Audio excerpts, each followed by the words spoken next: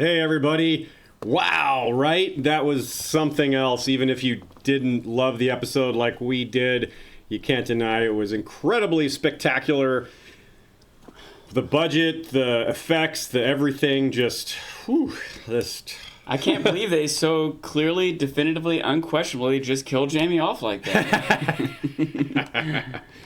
Yeah, we've got a lot to talk about, as we always do. It feels like, even though this is a shorter episode, there's no shortage of things to say.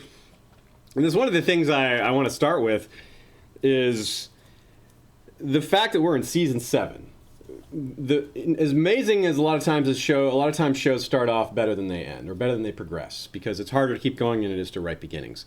But the thing is, if you do it well, or do it well enough, you get to make callbacks. You get to make callbacks, and the farther you go along, the deeper and more meaningful those callbacks can be, and the more multitudes of them you can have. Yeah. And there were a lot here, and there have been a lot of them all season, and they've been great. They haven't been overdone. They've just been fun. There have been at least 2 this whole season. And that's a great thing, and that's one of the powers that a long-running show has that short-running shows can. You can't have callbacks in season 1. Yeah. Like what? And one of the things I like about this is that makes me think of it is one of our favorite shows is It's Always Sunny in Philadelphia, as Sean is representing right here. And this episode was directed by Matt Shakman, who has directed more It's Sunny episodes than anyone. And It's Sunny is full of callbacks and self-referential humor. And of course, it didn't start that way. It couldn't do that in season 1 and 2 and 3. But by now, in season 12, which is how many seasons Sunny has, it's constantly able to refer to its old jokes without recycling them. It just... Or even when they do recycle them, it's not like they're out of funny ideas. It's just part of their characters. Yeah. You know, I think that's one reason shows like It's Always Sunny and The Office and Game of Thrones are so good, is because the characters are well defined.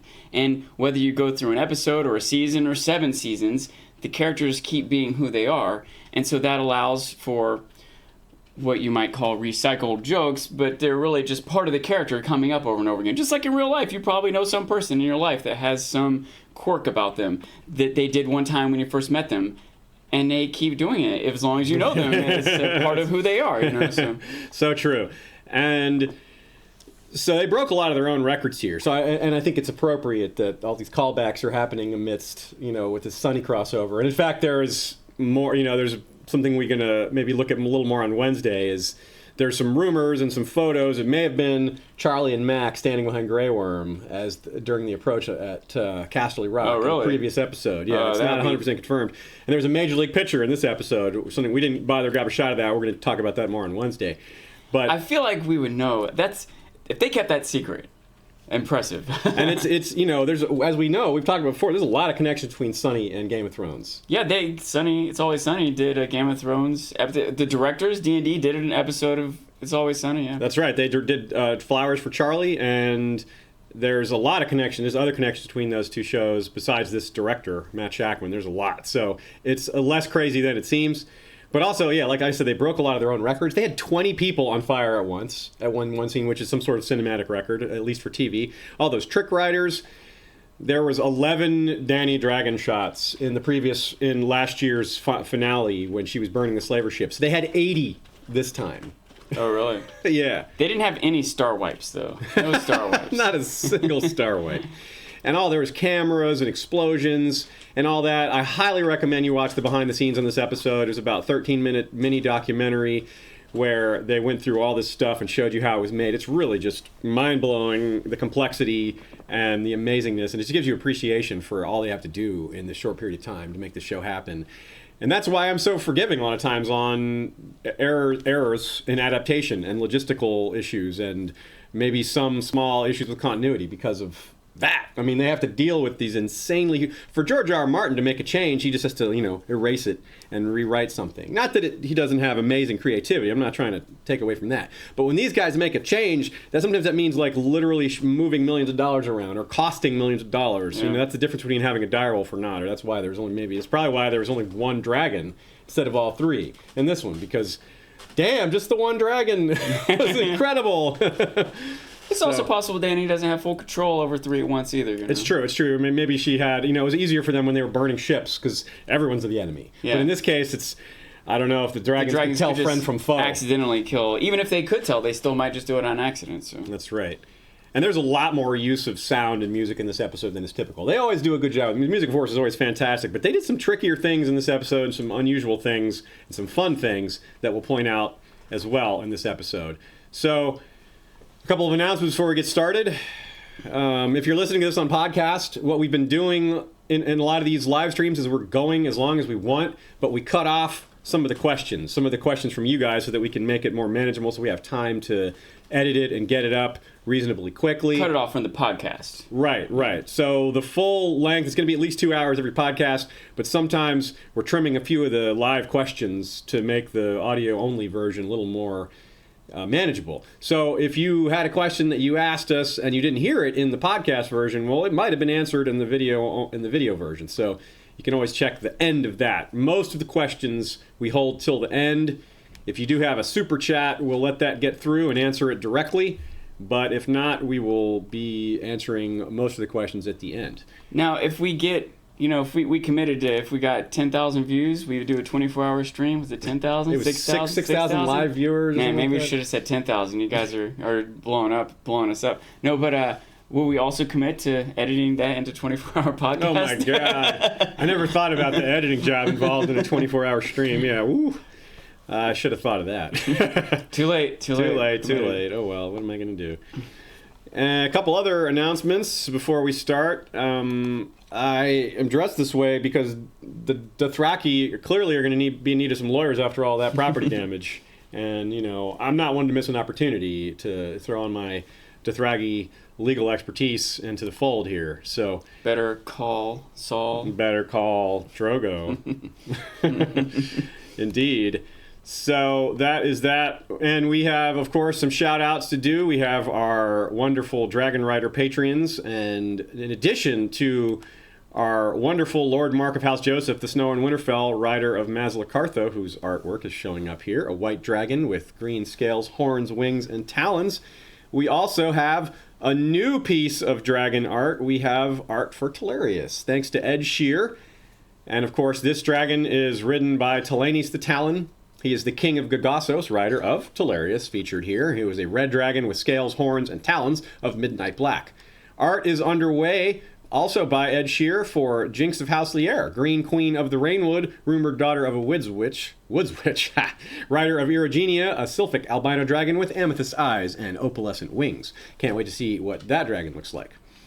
And of course, a man who is not afraid of dragons or dragon riders, First Sword Jeff Gnarly the Long Snapper. First Sword doesn't run, as we know. Although I doubt he would charge directly at a dragon's head like Jaime would. He certainly has the courage to do so if the situation warranted.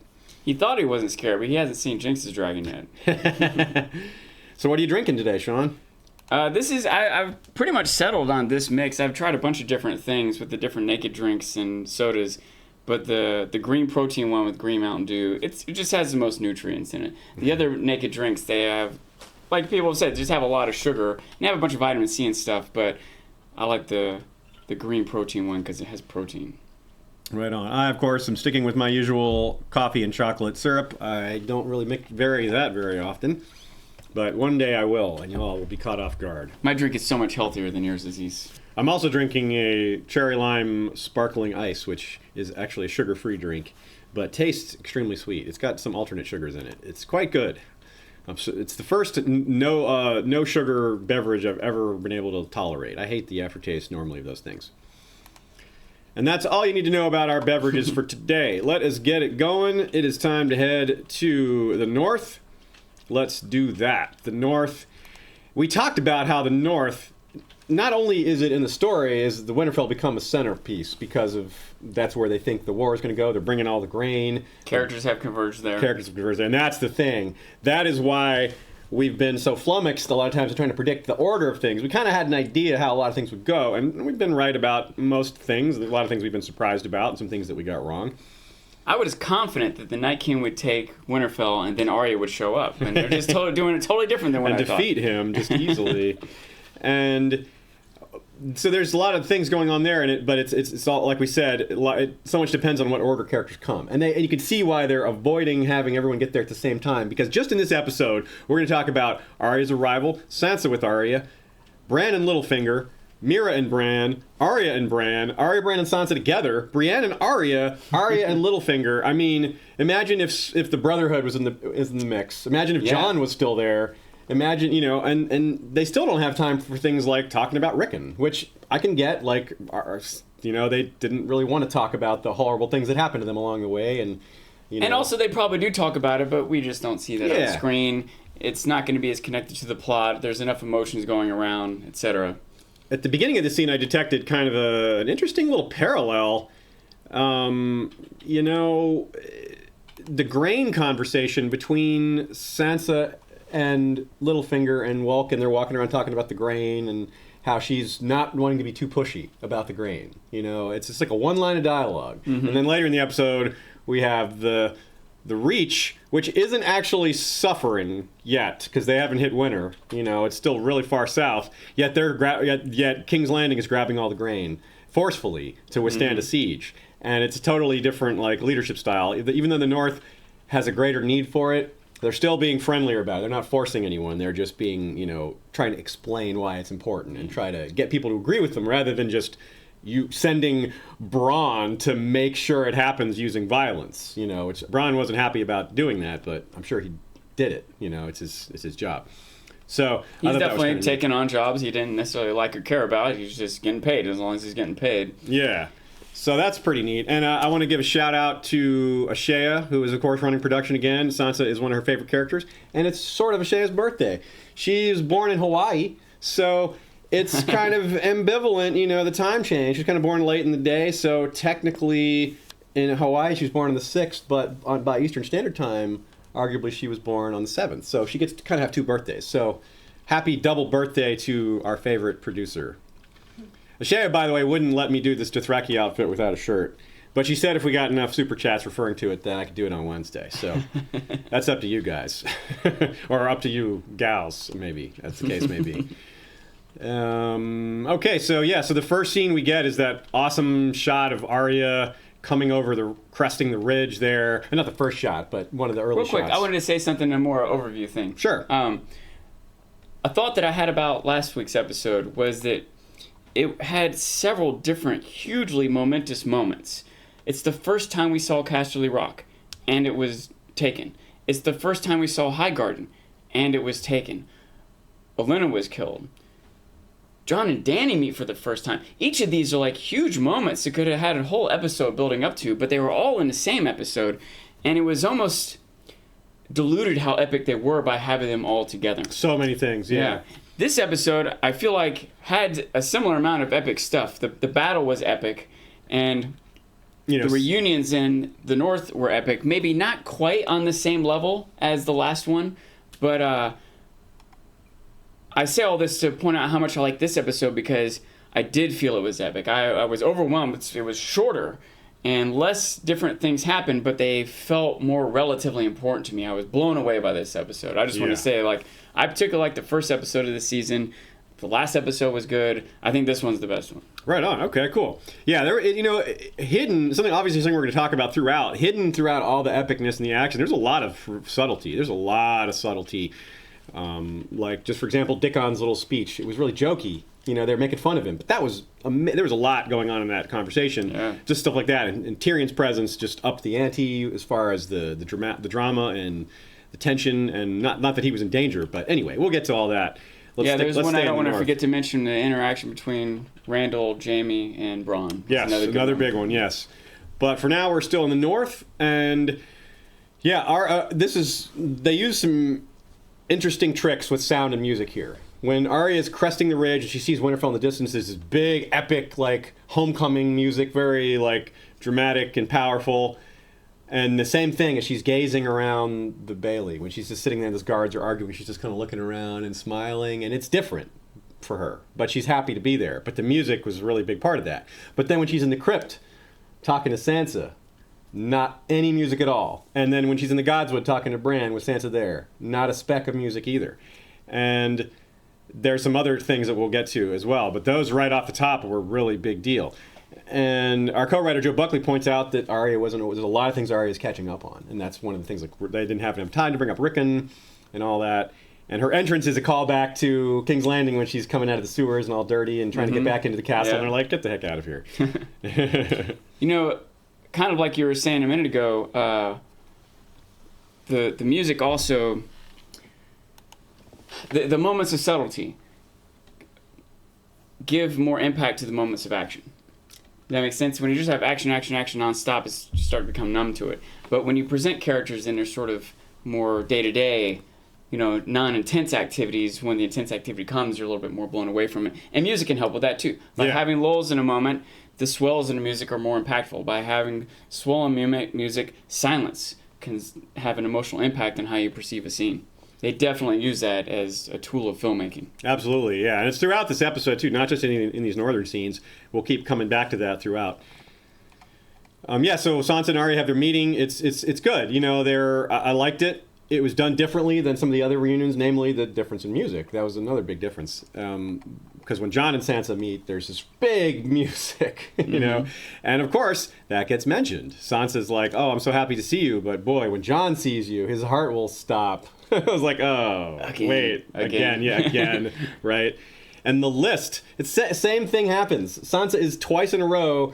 Bran's like, oh, I'm the three-eyed raven now. And she's like, I don't know what that means. And then Arya's like, oh, my list. And Sansa's like, I don't know what that means. And when she finds out what it means, it's like, whoa, my siblings are powerful. What is going on?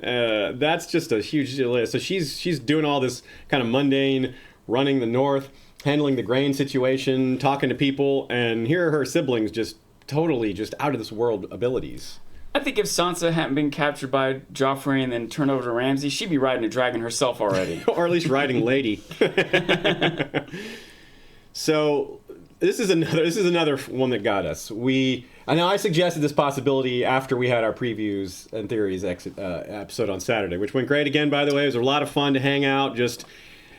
Our episodes we're really trying to aim for this, just, we're all hanging out talking about the episode feel. We're not trying to be some big, news production of this is what happened on Game of Thrones. You want to talk about Game of Thrones with your friends? Hey, and we're all friends here. Friends in Game of Thrones, friends and family.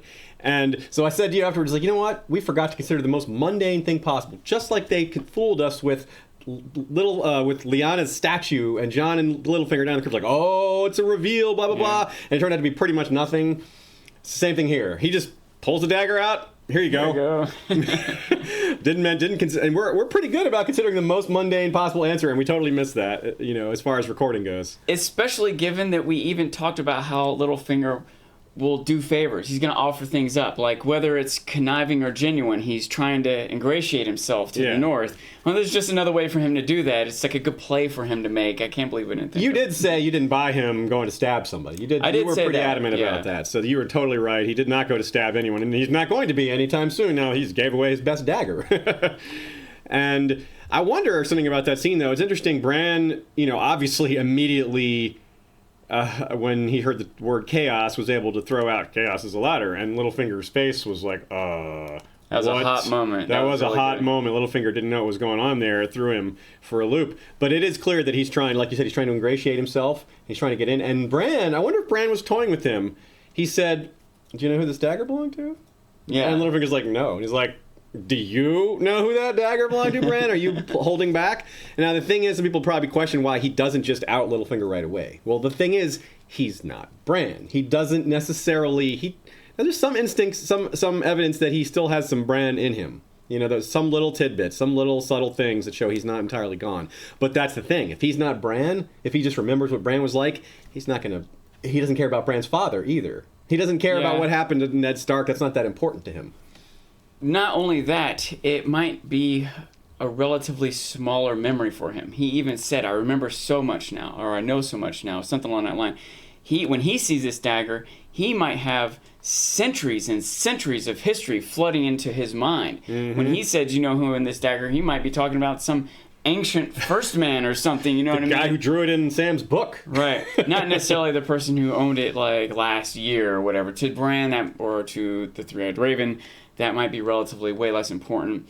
it also, this conflict with Littlefinger might seem so minor. It's just beneath him to get mixed up in this trivial politicking of Littlefinger's trying to get the whatever. It just doesn't matter in his perspective of the history of the world and the coming of the White Walkers. And Littlefinger's trying to capitalize on what people know, which is that he loved Catelyn. Like, that's true. You know, he's not making that up, and so it's not hard to believe that he would care for Cat's descendants. You know, that's a good quote unquote angle for him to try to sell. Whether he truly believes it or not, I kind of doubt that he does. But if he's going to actually help take care of Cat's family, that's a good deed. Whether or not, you know, even if he has ulterior motives, which he certainly does have ulterior motives, but still. Bran and Arya, you know, Arya already has this kind of bad feeling about Littlefinger. She's not happy with it. But other people are, you know, Sansa's in a more difficult spot. You know, she's got to deal with the politics of the situation. And if Littlefinger's just going to continue to ingratiate himself and make himself useful, it's even harder to get rid of him. You know, it's even harder to question his past if his future, if his current value is, you know, positive. So it's very tricky. And I really wonder how they're going to handle it. And we have a couple of comments here. Mark Joseph, the Snow in Winterfell, says, "How amazing was it when Bran said chaos is a ladder?"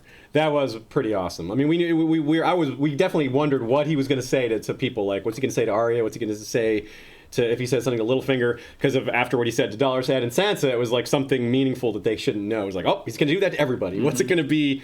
And we focused more on what he said to Arya, and settling on the list was a pretty cool way to do that. Another comment from Jason Driscoll. Bran appears to have made himself a target for Littlefinger by revealing that he knows a lot of things that should be secrets. Do you think Littlefinger's fall will be triggered by him trying to get rid of Bran? Well, I kind of thought that before this episode. Now this maybe it's still on the table as an option, I think. But something else funny happened in this episode.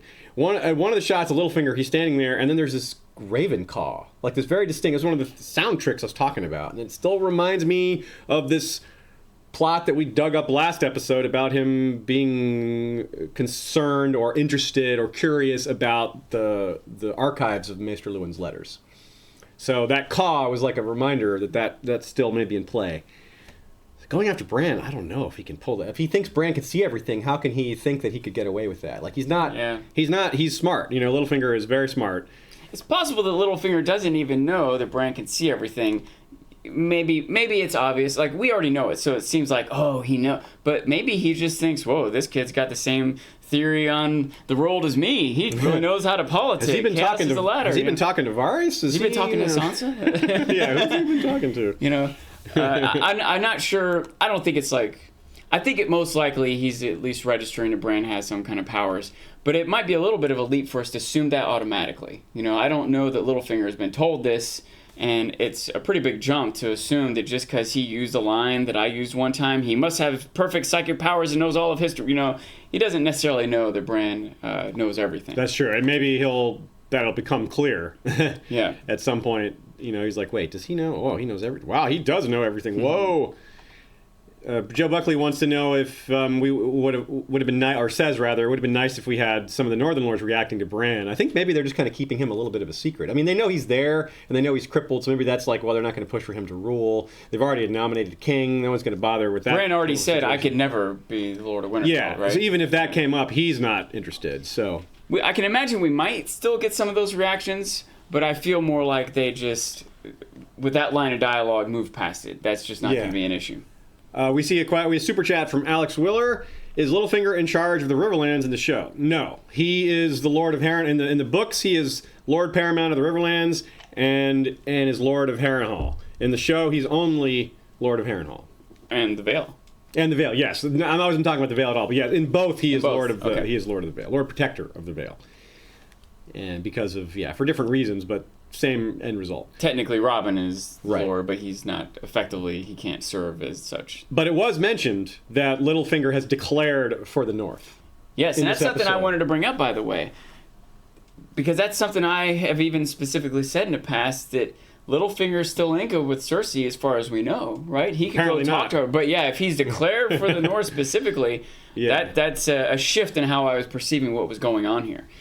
From Craig DeLulo, another super chat. Thanks, Craig. I think Rhaegar originally owned this dagger. It has a red ruby, and Rhaegar had red rubies on his armor, and it came from Robert Baratheon through Joff. Thoughts?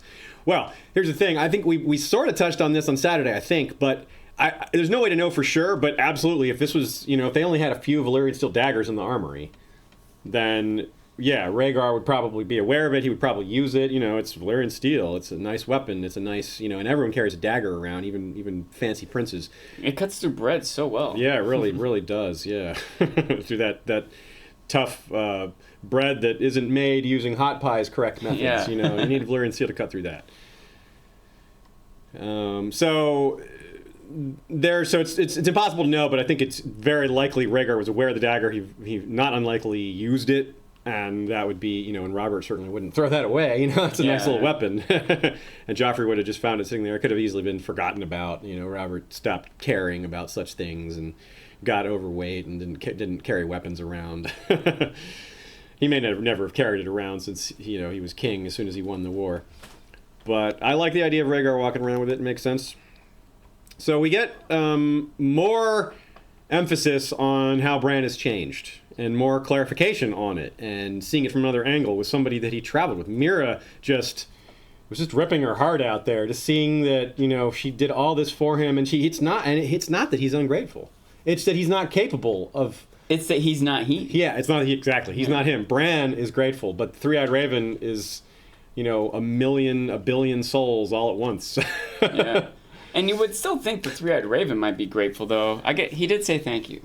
He did say thank you. That was a really good scene. And by the way, Mira is an unsung hero of this show. Think about the trials that she's been through. She doesn't get much airtime, but she's really been a champion.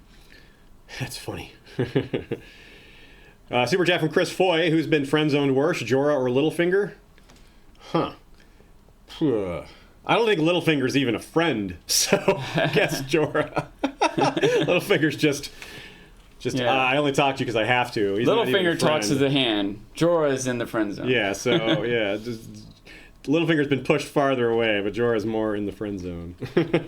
Snow in Winterfell says, real quick, I hate that they were ignoring Robb and Aaron. Yeah, I guess there's not much to do with him. It makes sense that he would stay in the Vale because he's just a kid and he's not made for war. Having him show up leading the Vale Knights would have been a little strange. He's got that weak constitution.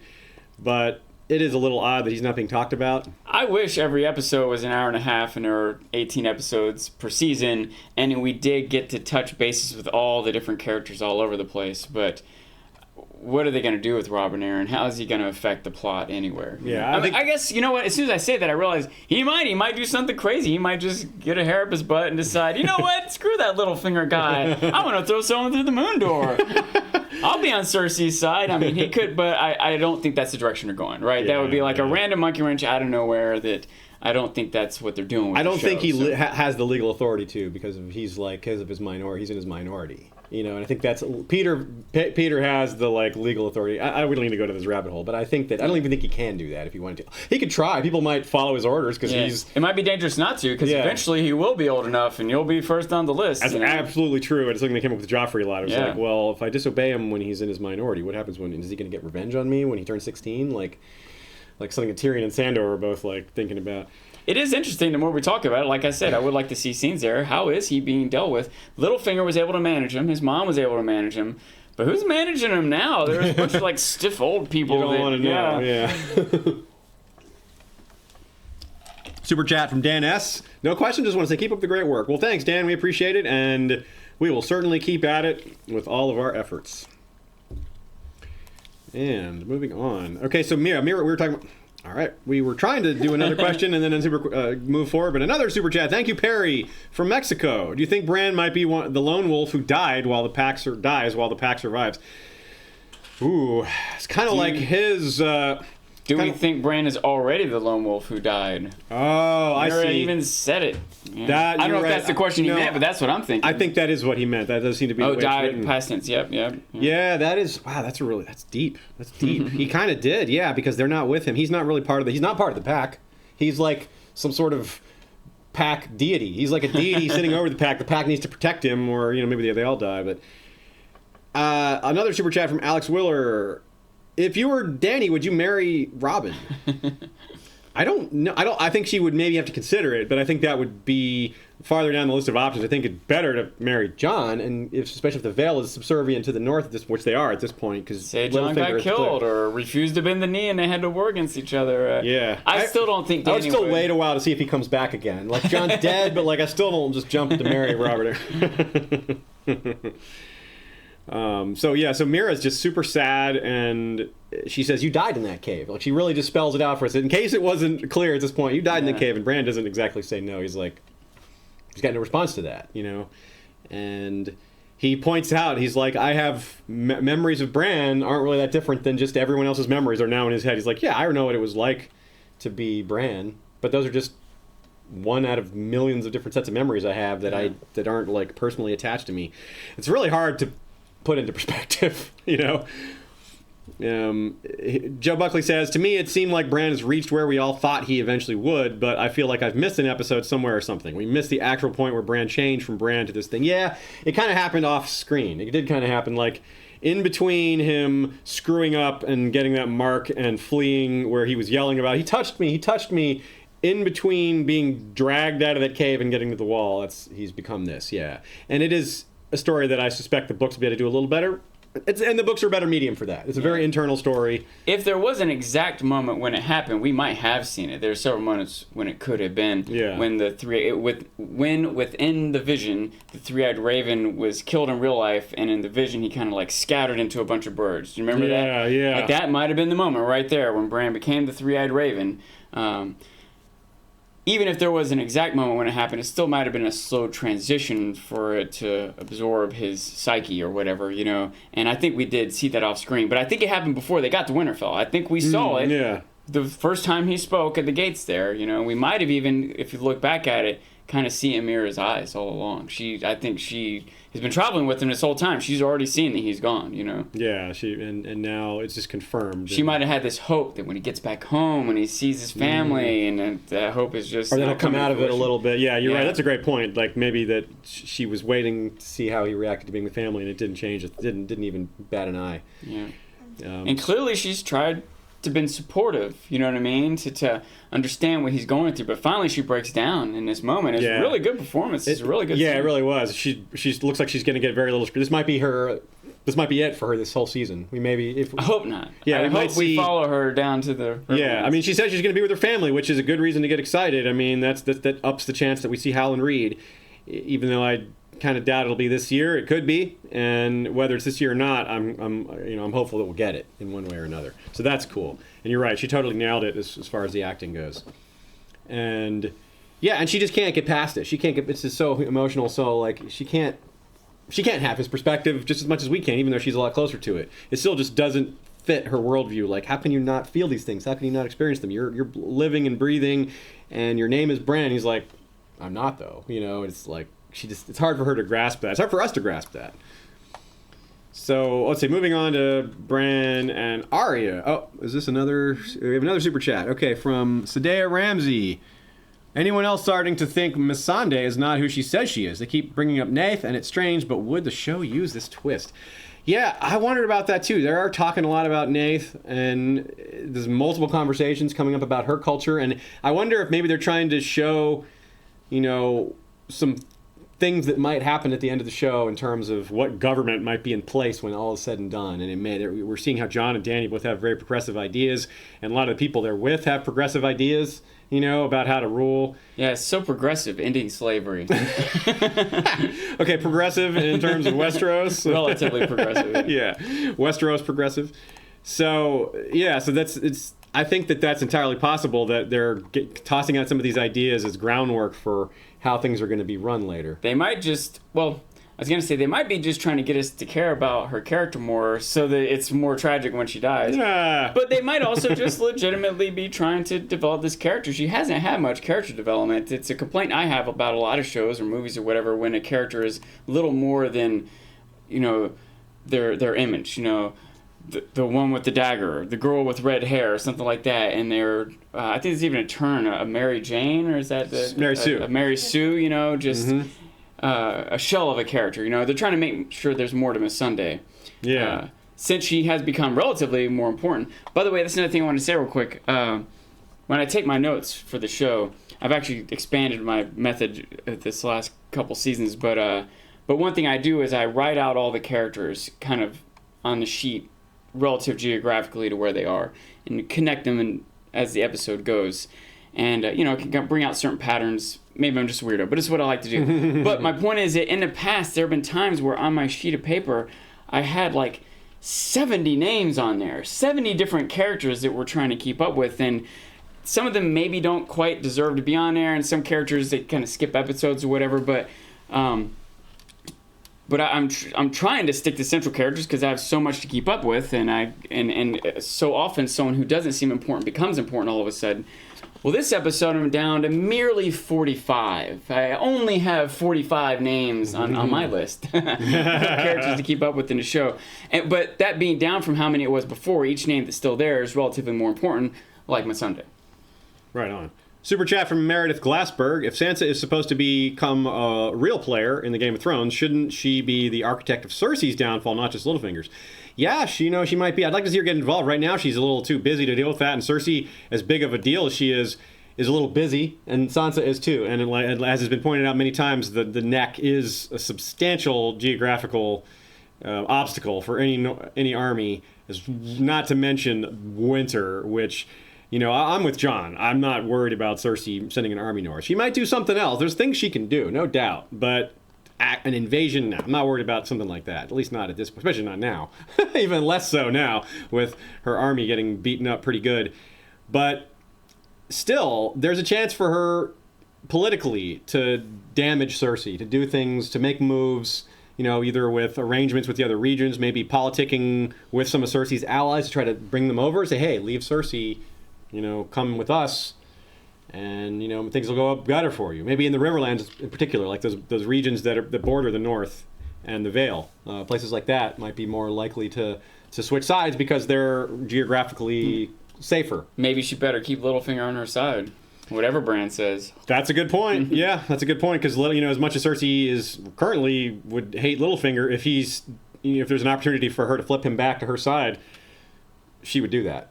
She would take that opportunity. Even though she would, like Euron, she wouldn't trust him. She wouldn't trust Littlefinger, but she would try to make use of him. She would play with fire. Okay. Let's talk about Arya and Bran. Big deal here. This emotional contrast is very different. Sansa Arya versus Sansa and Bran was similar but different.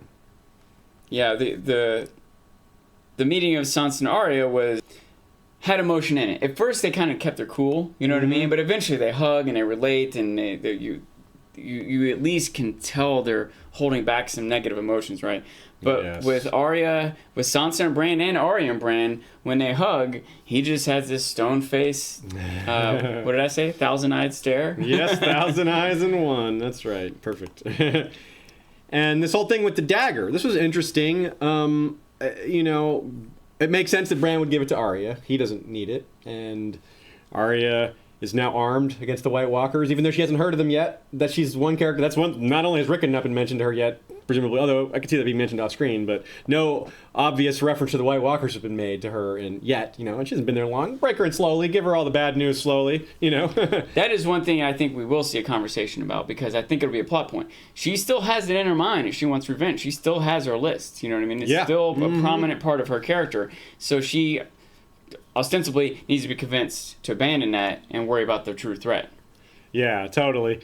And I see we had a comment from Acre Frey, Lord of the Chicken Dance, wondering about how Arya recognized Valyrian steel.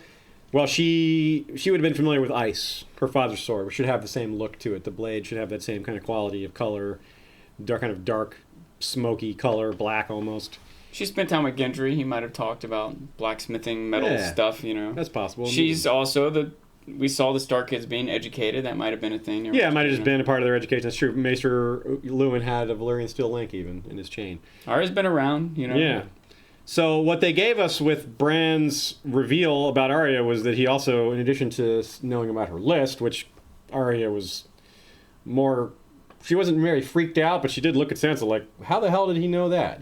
She was confused more than stunned. And she's seen things. She's seen more magical things than Sansa has. She's seen face changing and all sorts of queer things like that shouldn't be. So she's a little less likely to be surprised by something like that. She's seen a gigantic direwolf, and all such things. She hasn't seen something I pointed out on Twitter, which is bound to change. Bran, you could argue Bran has seen dragons and White Walkers, but he hasn't seen them up close. He's seen them in his visions. Jon's the only one who's seen both a White Walker and a dragon at this point, to this state. So he's kind of unique in that regard. For now. That's bound to change. But for now, that's something. Arya, Joe Buckley says that Arya, he says, to me, this said that as far as he's gone through the other side, he must still have some connection to humanity to even think about giving it away and who could use it. That's a good point. The fact that if he's so far gone from humanity, the dagger he would just like maybe just not even think about it. Just like, I don't know, this is nothing. It's a worthless trinket. I can't use it. The fact that he actually considers giving it away and gives it specifically to her, his sister, it's his sister. If he's really not Bran, then that's just some random girl to him, right? So I think that's a good point. There are other proofs of this. Like, it's not just that. I don't think he's necessarily lost all his humanity. I think that he just isn't having the emotional reactions we expect from Bran, because these are personal relationships and reunions that he's going through coldly. But it doesn't mean he doesn't care about humanity or doesn't have sadness in him. He just doesn't have the specific sadness that we're expecting to see here.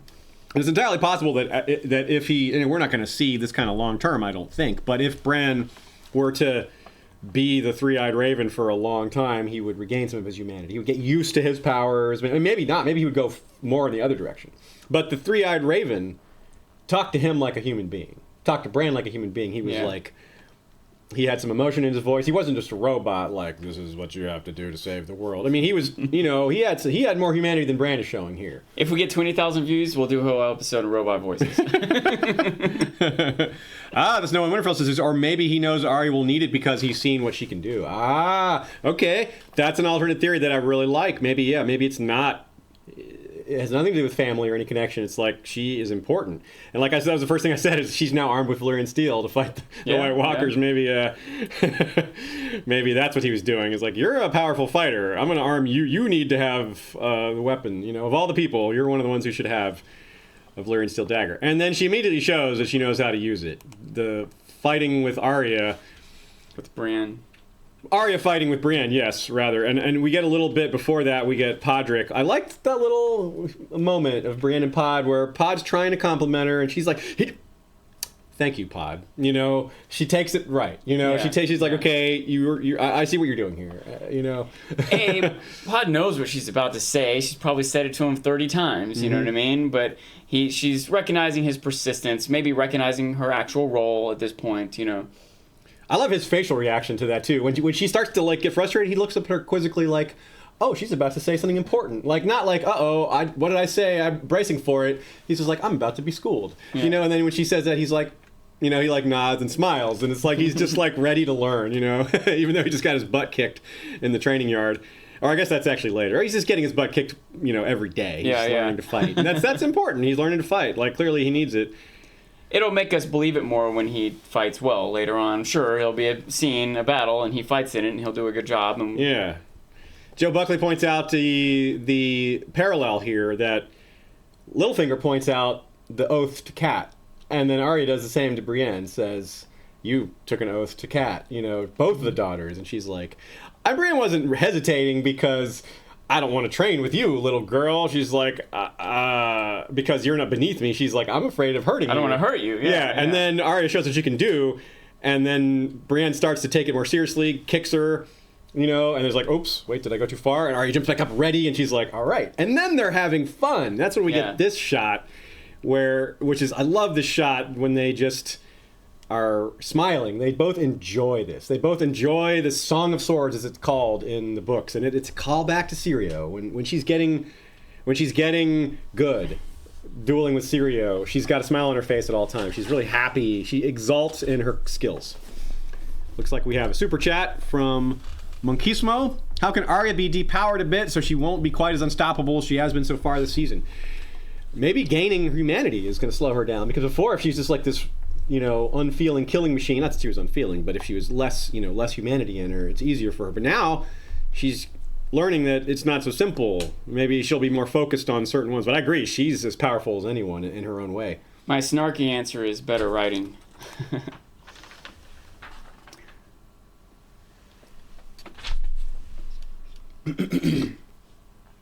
Okay. Anyway, so yeah, where were we? Yeah, so the training, yeah, and it's so cool, all those callbacks and the nods there. And while this is happening, there's even another callback. While they're training, Sansa and Littlefinger are looking down at them, which is a callback to season 1, episode 1, right at the beginning. Catelyn and Ned looking down on the Stark kids training. Yeah. And it's Arya is the one who's the most impressive even then, because the boys are watching and Brandon's having trouble with the archery, and then Arya does her amazing shot and smiles because she's so good at it. And that's what we're talking about. You can't have 6 years of callbacks. You can't have a callback to when a child actor was an actual child instead of a teenager, Yeah. like, you know, and that's just something special about that only long-running shows can do that. I will say there's a part of me that is always frustrated with how fights are presented on film, and it's just very unrealistic. There's just this weight thing, you know, like when Brienne says your little sword's not going to work. It's not going to work. It's just not heavy enough. Never mind the weight difference in these two characters, but one sword would just knock the other out of the way. She might be able to like slightly divert, but she's like straight up parrying. It's a little unrealistic, you know. But the thing is, the scene was so good. They really pulled some emotion out of me in that last moment when they kind of smiled at each other, that especially when I considered that they maybe could have done the choreography in a different way that would have made more sense, but it wouldn't have been as entertaining. I'm forgiving. I know there are going to be some people out there complaining about that, because I'm one of them, but I'm totally forgiving because the scene was so good aside from that. I'm not even sure it's unrealistic. I think if you went with a long piece of metal extended, no matter how strong she is, all you have to do is slightly divert it to make it miss. I agree, You know what I mean? but she was. It would take a push to the side. I don't know that it would. She was like holding it straight on. It was like hitting and stopping. She was straight doing on, this. She so. was every time she was like, anyway, we don't have to argue Yeah, about that. yeah. But I think it's I don't think it's that unrealistic. Anyway, okay. So super chat from Andreas Liveris. Does the fact that the Lannisters never interrogated any of Dany's allies prove that they have a spy in her camp? Has Bran not thrown Littlefinger under the bus because he still has a part to play? Okay, I guess that's two separate questions. We'll handle them separately. The Lannisters never, the fact that, a spy in her camp, yeah, it's entirely possible. We've certainly been suspicious for a while whether or not Varys is already on the other side or whether he will flip. There's certainly some things we'll have to say about that later. The trailers for next episode we're not going to talk about, but there is some hints there as well, so we'll have some more of that on Saturday. They also might interrogate it without us seeing. They might show us one of those the things that details of every interrogation. They can assume that it happened without showing us. But There's been many times something happens, and then the information is just known all around by everyone. Part of how it's known is it was interrogated and reported. So. And as for Bran not throwing Littlefinger under the bus because he still has a part to play, that's a good guess too. Maybe that's why, if Bran says, hey, Littlefinger is the reason our father is dead or has a big part of it, they'll just kill him. That'll be it. They will believe him and that'll be it. But if he thinks Littlefinger matters, if he foresees that causing more chaos more good than harm, he might just be holding on to that. Yeah, maybe Bran knows that they need the Knights of the Vale to fight the White Walkers, and he's not gonna. This family squabble isn't as important as stopping the evil or whatever. Super chat from Grand Admiral Bendu. Nice name, by the way.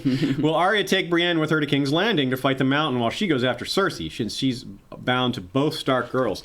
Ooh, that's interesting. I have a feeling that after a time, it's going to be clear that Brienne should be around Sansa, because Sansa is a ruler with no martial abilities, whereas Arya seems to be able to take care of herself, especially if Arya plans on sneaking in to King's Landing in disguise. She can't be with anybody else. No one can disguise themselves like Arya. Arya kind of is a solo mission type person, I would think, at this point. But Brienne would probably want to be like, wait, shouldn't I be with you? But I think with this training scene is going to set up the fact that Arya is, handling it. Brienne has already twice had to accept the fact that her help's not wanted. You know what I mean? I think she could do it again, so. I think I missed another super chat that expired during this time. It's in the document. Okay. Thank you, Ashea. Catching us. Now I'm getting lag here. Oh, jeez. There we go. Okay. Here it is. Andres Liveris ran out of chat space. Also, thanks for the show. Love listening to you guys both in and out of Game of Thrones seasons. Helps feed the addiction. That's a different one? No, that's it. Oh, that's it. Okay, good. All right. Well, thanks for that. We appreciate it. Yeah, this is so much fun. We're really getting flooded with super chats right now, and that's a good problem to have. It looks like there's about 600 people in the chat right now along with us. That's awesome. Thanks, everybody, for joining us. And, it's fun. Like, a lot of times we're all hanging out. We're having our conversations. And while this is happening, there's a bunch of different conversations are happening in the chat box. People talking about all kinds of theories and fun and just having a good old time. So I highly recommend at least checking out the chat experience, the live experience. Even I know it's hard for you sometimes to make these, but that's why you do a few a week. Definitely check it out and see what it's all about. Okay. So, yeah, as far as Littlefinger and Sansa watching, Littlefinger kept kind of looking at Sansa to see what her reaction was, but she wouldn't look back at him. And he looked at her twice, like, wow, look at Arya, like, Arya's impressive. Like, he was like, whew, Yeah. But Sansa was breathing heavily. She was like, she didn't quite understand what was happening in the crypt, and she knew something like, Arya must have really been through some stuff. What's that deal with this list and all? Then she actually sees her capability. She's like, holy crap, my young teenage sister is holding her own against Brienne. Like, that is just stunning, right? Like, wow. I'm still trying to interpret what was going through Sansa there, because she, right off the bat, I would say was somewhere between interested and concerned when it was unfolding underneath. Like, oh, what's going on down there, Yeah. But by the end of it, she was somewhere between concerned and upset and borderline stormed off. You know what I mean? So I can't decide, was she worried about Arya's safety, maybe? Like the idea, worried that Brienne would entertain this combat with Arya, worried what trouble Arya's going to get into, especially if Sansa's trying to be more politically minded. And Arya might be a wild card. Nice.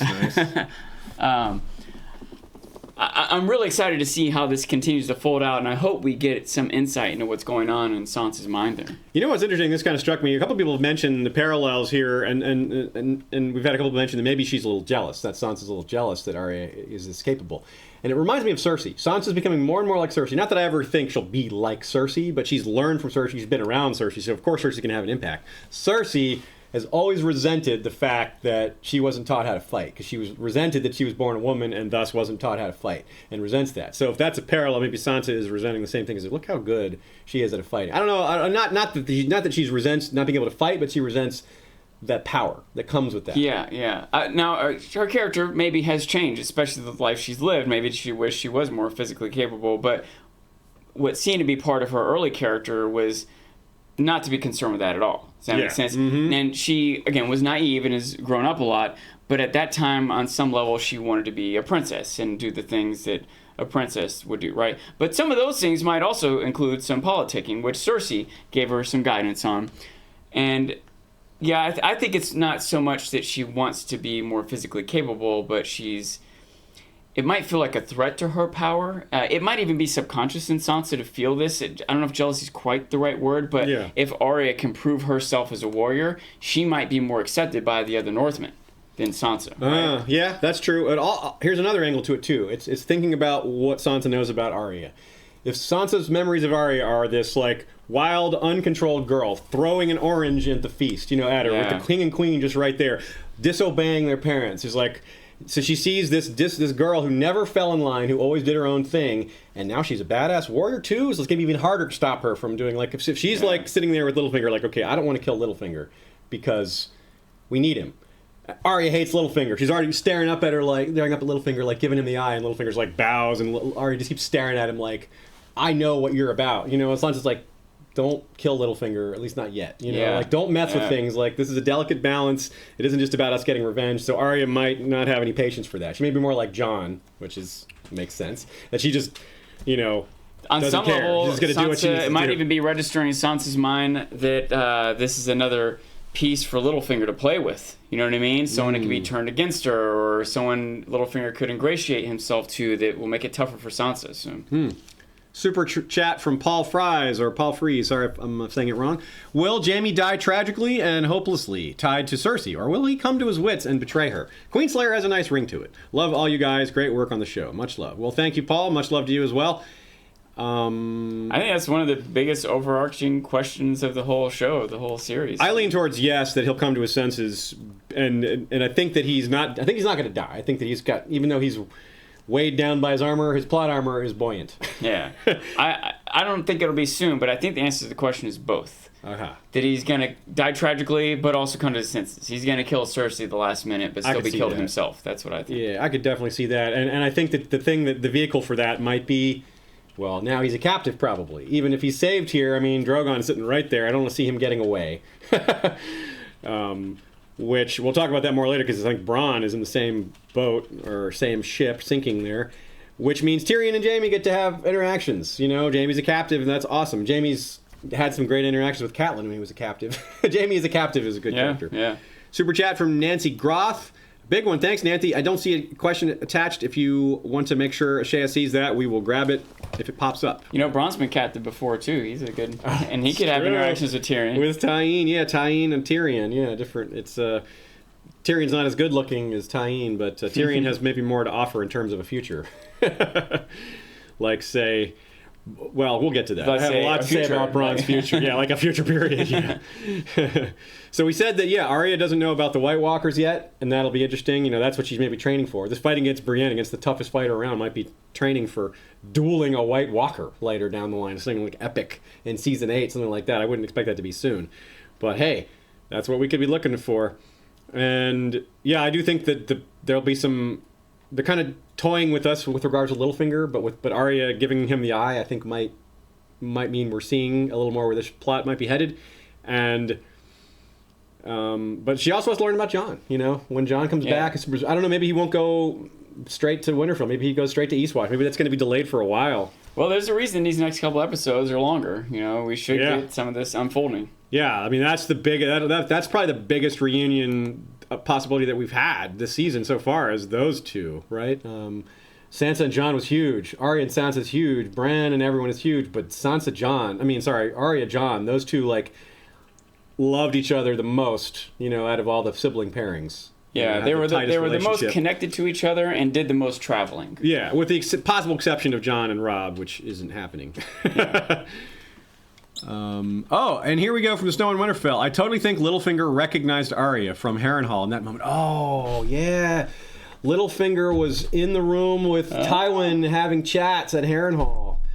Interesting. And we have another super chat of the day. This is probably the one from Nancy Groth here. Nope, just another one. All right. Not a super chat at all. Not a super chat, just a question in the reply to that. Reply to that. Oh, okay. I don't see it. Go to my cursor. Go to your cursor. Okay, Michael Watson said, the actor who plays Littlefinger said he definitely recognized Arya at Harrenhal. Okay, well, there we go. Thank you for that clarification. So we know for sure.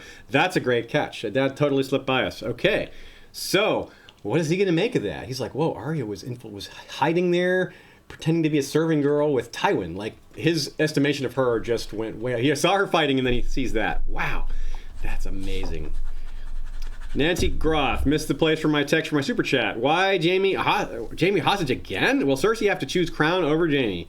She may indeed. A lot of things have gone well for her here, but then a lot of things have gone poorly. She got the gold, but she's lost Jaime, and she's lost a lot of her army. Even though the Iron Bank can probably help out with that. The Iron Bank can... They already mentioned the Golden Company, 10,000 soldiers. That could slot right in as a replacement army. So we'll talk about that more in detail later.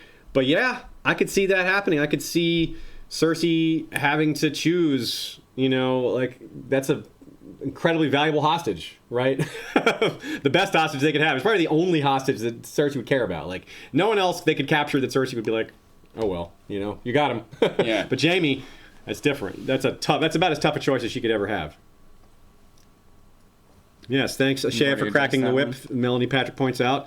Production is a tough job. You got to keep us in line here. We're all over the place. Okay. Keep the questions coming. We will keep the progress going. Lots happening here. I think that may cover it for now for the North. We'll certainly have more to say about it on Wednesday. Some book to show crossovers, plus anything that we missed that we will add into it. So let's see here. We're going to move on, but first a couple of mid-roll announcements.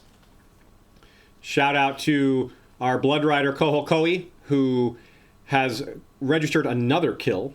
This time, Sunpiercer has fired a grayscale infected arrow at a man named Galadon Longscar. intending for him to suffer a slow and painful death at the hands of Grayscale.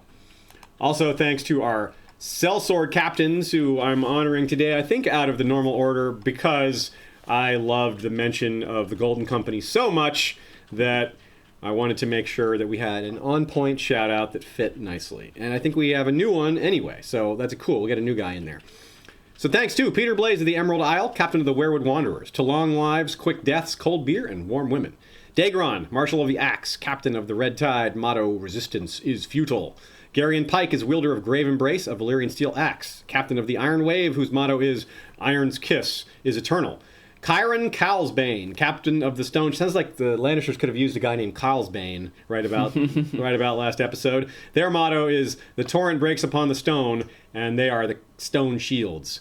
Captain Kithik Deadeye of the Scarlet Longbows, pierced by darkness. Ker Bouchard, captain of the Walking Drum, motto Yol Boson, which is May there be a road. Lady Lajara Dajo is the Iron Lily, Master Archer, Castellan of the Summer Island Keep Arboreal Point, captain of the all-female Wailing Widows, Women and Children First. And Cody the Crimson, Bastard of Bracken, captain of the Red Waste Exiles and recruiter of the Free Folk. And our newest, Cameron the Hammer of Hornwood, captain of the English Lions with the motto, Honor is the reward of virtue. And the Whispering Children, formerly commanded by Haema Helminth, are without a commander. What are we going to do about that? I don't know. But Haema Helminth has moved on to leading Ashea's Queensguard. Okay. Also, this time of year, I love to remind people of how awesome Audible is.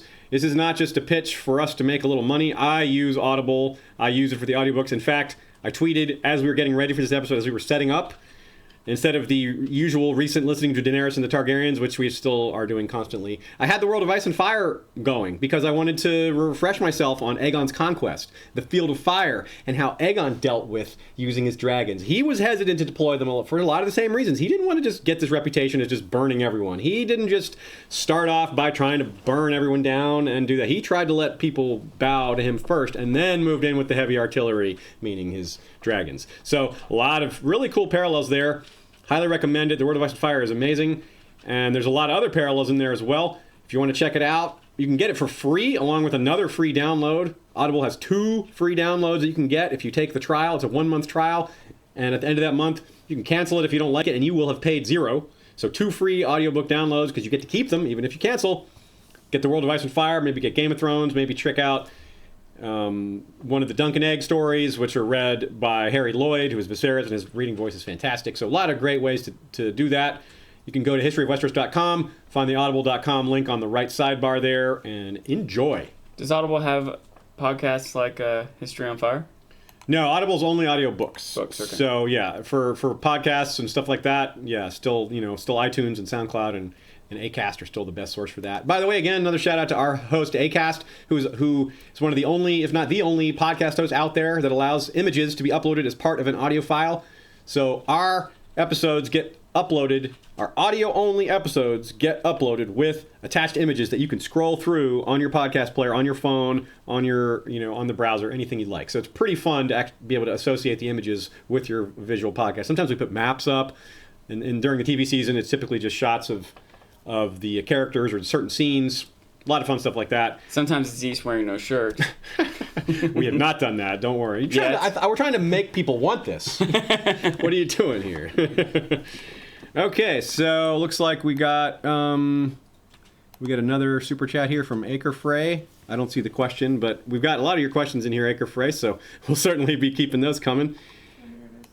Okay, looks like Ashay has found it and putting it in the document here for us.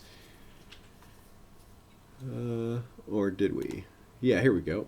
Okay. If Jaime is captured, who do you see wielding Widow's Wail? Yeah, that's a good question because it seemed like maybe Widow's Wail may have sunk to the bottom, but I imagine if he's rescued, he has no reason to take his sword belt off. He's got enough weight on him that he's not saving himself in any case. That breastplate's going to weigh him down. He can't take it off. He's got one hand. That gold arm is weighing him down. I mean, the sword's nothing compared to all those other things. So I feel like the sword's going to come out just like he did. And yeah, I could go to Dany herself. She doesn't need a sword, she doesn't know how to use it, but just as to have a piece of Valyrian steel. Maybe it's a way to shuffle things around. Jon could give Jorah his sword back, and Jon can get his father's portion of, that portion of ice back. Yeah, or maybe I could just see her just giving it to Jon as part of the, hey, y'all take this, use it in the north. It's just one sword. Maybe Jaime gets to keep it. Maybe if he bends the knee and joins Dany's forces and just gets to keep his sword. She's like, I've already got a sword.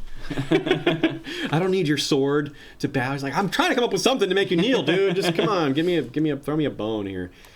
Okay. So yeah, let's talk about Dragonstone more. This was a really fun scene. We'll start off with some of the simpler stuff. Just Dany and Missandei talking about Grey Worm, like what happened there? Hey, what happened there? And but then we get Jon coming up saying, "Hey, check out the cave. We got cool stuff in the cave." But before the actual cave, I want to talk about just a few. There were some nice, funny moments.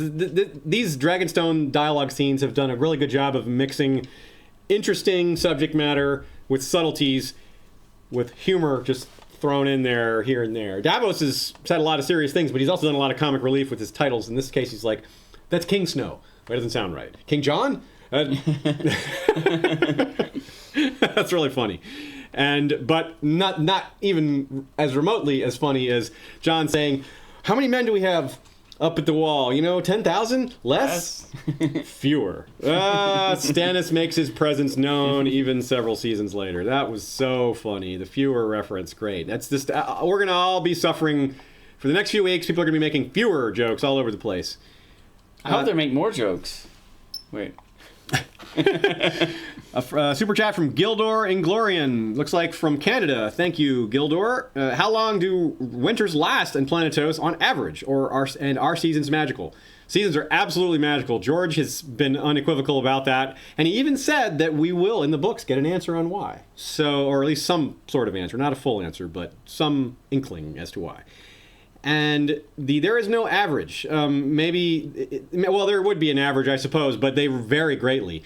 And the longer the winter, or the longer the summer, the longer the winter. And as it's been said at the beginning of the series, in season 1, it's been a particularly long summer, like 9 to 10 years, which means the winter is expected to be, at least 5, 6, or equally long, which is difficult to conceive of.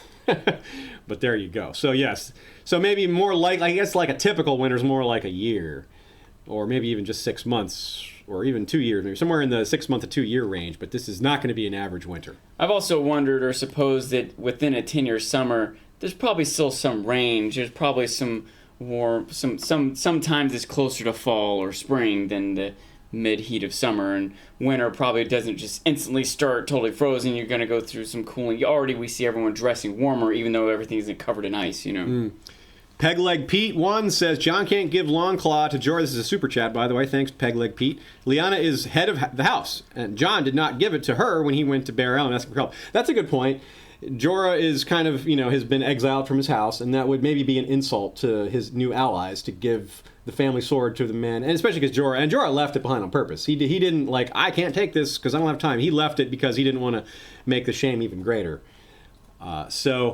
But that's a good point. That's a very good point as to why he might, for political reasons, not give Longclaw to Jorah. But, maybe Lyanna would be cool with it given other circumstances. Something might happen to change that. But I agree. Might give it to him to use, even if it's meant to be in Lyanna's ownership. Jorah can use it when we're fighting the White. Let's be practical here. Lyanna would be down with that, I think. That's a fair point, yeah. There may be some way to make that work without it being awkward. But you're right. But it's a good catch there by Pegleg Pete there to suggest why it's not so simple. Very true. Okay, so Daenerys and Jon in the mine. Here's a fantastic shot of the White Walkers' cave painting. Of course, we'd love to joke about this, about how... Shay's going to bring this image up of the cave painting here in a minute. We'd love to joke about how those weren't there. Jon just drew them real quick. Yeah. Brought it in. Just like, look at these cave paintings. Look how amazing these ancient cave paintings are. Not only is Jon not the type to do that, but of course, there's a lot of other reasons why they wouldn't have. But it's hilarious. I love that joke. It's Davos did it, not Jon. Yeah. So, yeah. You know what a conniver he is. So much obsidian. So cool. I like the shot. It's really pretty. The obsidian was kind of less spectacular than the cave paintings because that kind of took center stage, but the obsidian was awesome too. Patron Lady Nightwind points out that the last time Jon was in a cave with a woman and bent the knee, everyone had a great time. That's right. It developed into a real-world relationship for Jon. Hey, so if you bend the knee here, it might make Rose Leslie unhappy, but maybe you'll end up dating Emilia Clarke in real life. You know, who knows? Who knows? You know, that's the pattern we've seen so far. 1 for 1, so that's clearly enough data. And Dany was legitimately awestruck here, wasn't she? Yeah, I thought that was in general, I thought the whole cavern was impressive. You know, it was beautiful, and I can imagine it being a sight to take in. But it registering in her mind that these ancient, things of legend not only seem to have been real, but she's standing on the same spot they would have been. You know, she seemed really impressed with the idea that, wow, the children of the forest are right here where I'm standing drawing on this cave. She was really, which probably helped John's case a little bit. It seemed that she seemed to care about this, So as he takes her through the story that he's discovered on this wall, she's buying it, Nancy Groth, another super chat. Thanks, Nancy. Was Davos hitting on Melsande? Triangle with Grey Worm. Well, that's funny. You know, it could have come up. If that comes up, John will have a comeback to, what do you think of her? Who do you mean? I think you know exactly who I mean. She has a good heart. You've been staring at her heart quite a lot. That was hilarious. And yeah, maybe John could be like, well, you've been talking to Missandei a lot. Like, you should, maybe the king and queen get together and the two, like, hands, Missandei isn't a hand, but, the two, like, second in commands get together. I think you might maybe just be generally intrigued by her character. Yeah. Maybe relating, like, he's been in a position where he is a interpreter, if you will, to a leader who's tough to follow. I think his position with Stannis, and maybe even with Jon, is very similar to Missandei's position with Dany. Very true. And he might also just be coming back to Dragonstone here with this new cast of characters. He wants to get to know them. Did he ever have a daughter? He had multiple sons, right? He's no word of him having a daughter. In the books, he has a lot of sons. He has more than he has in the show. So he has a wife. His wife is still alive. I wonder if it's a stretch that this is the daughter he never had. His other children are all dead. I'm not sure. Okay, like he sees her as like a daughter figure. Yeah, but they have seemed to bring to light. Now, again, maybe it's just relative. And there's less characters, so the ones less are going to get more airtime. Yeah. But they do seem to be developing a rapport between these two characters. Yes. See that we have well over 600 people in the chat. Thanks, everybody, for showing up. We really appreciate that. So, interesting thing about this speech. A lot of things to talk about. Joe Buckley wanted you to weigh in on the filmmaking aspect and pointed out that the way they were carrying the torch and the way it was being guided around and the way it was lighting her face versus lighting the walls, there was some interesting kind of storytelling there. And he also mentioned that's something that Ash also caught, which was the similar theme to Jurassic Park. It was music that was really similar to Jurassic Park, and which is cool because of cave paintings, dinosaurs, cave paintings. It's a loose connection. I don't have a lot of detailed knowledge about how lighting works, but I'm sure that was a challenging scene to film, it was kind of close quarters with fire, never mind the lighting, but just managing the fire in there, which was another thought that I had, is that this is fire. This is Jon with Dany. When Jon's in the north, he's surrounded by ice and snow, but when he's down there with Dany, here we got a flame, and it's also symbolically he's showing her the light. You know what I mean? The truth here is being revealed. Shaya is correcting me here. I always say that it's that many people in the chat, and it's actually that many people live watching. I always say in the chat. It's never true, because we don't know how many people are in the live chat. It doesn't tell us that. We have an idea of how many messages are flying by per minute. So good correction there. Shaya's keeping me honest, as always. So this conversation between Jon and Dany, it really felt a lot like me to the pact, the ancient arrangement between the First Men and the Children, where they met on the Isle of Faces, and the First Men agreed to stop burning down the werewoods, and they divided up the territory. The context of that legend is different than what we're seeing here, but of course this is a legend, a mythical time from thousands of years ago before there were any real records. So of course the real story is going to differ from what the legend tells us. And this might have been related. Maybe this is why the First Men and the Children came together, was to fight the Walkers, even though the Children created the Walkers. This isn't what they intended. They didn't intend the Walkers to do what they did. This is not the weapon they intended to unleash. Or there's factions within the Children, and some of the Children intended this, and others were like, this is not what we wanted. There could be factions within the White Walkers, too. Yes, also true. And in fact, there's a slight hint of that. I don't think this is what they were going for, but that image of the Night King in the etching there, he had a beard, Which, by the way, I'm offended by the idea that the old Night King had a beard and this current one doesn't. What is up with that? Is this anti-beardism? Maybe it's like a Benjamin Button thing. He's like aging backwards and the beard is retracting. This is soon he's gonna be baby Night King. He won't be so fearsome if that's the case. Maybe it's a different Night King. Maybe a different leader has taken over. Certainly time. occurred to me as well. We've seen a couple of White Walkers be killed, so maybe at some point the leader was killed and a new leader took over. And we've seen bearded White Walkers. That's not like This isn't the first thing like that. So really, really interesting. Now, so there's these other etchings that have the patterns. We're going to take a closer look at those on Wednesday. There's just not enough time to analyze those now, and we kind of want to float it out there to see what everybody else thinks, because it's not something that we have immediate slam dunk answers on. Is going on with those parallels and patterns and everything. It's really curious. Super chat from Andreas Laveris again. Kind of off topic, but it's been bothering me. Euron's night sea battle. Was naval battles at night even possible during that era? I read the Athenians attacked the Persian fleet just before sundown so they could flee if needed. Yeah, I'm not sure how realistic it is. I'm going to have to do some research on that and bring that more up on Wednesday. But I think there is some precedent for it. It's difficult, certainly very difficult to do, but I think if it's arranged properly, it can happen. I'm not super clear on it. Keep in mind at night, it's not like there's just even lighting all the times. Sometimes the moon is small and the clouds are covered. Sometimes it's a clear sky and the moon is out. And that's a big range in how bright it would be. Also remember that they were launching fire catapults, so that would illuminate something. Yeah. Right. And at first what would happen is it would illuminate themselves and get away their position. Yeah. But once they launch it onto the other ships and light them ablaze, then you they have can flaming see them. ships to light your way. Yeah, that's true. Now that still doesn't mean it's necessarily realistic. To me, it makes it feasible, but maybe not realistic.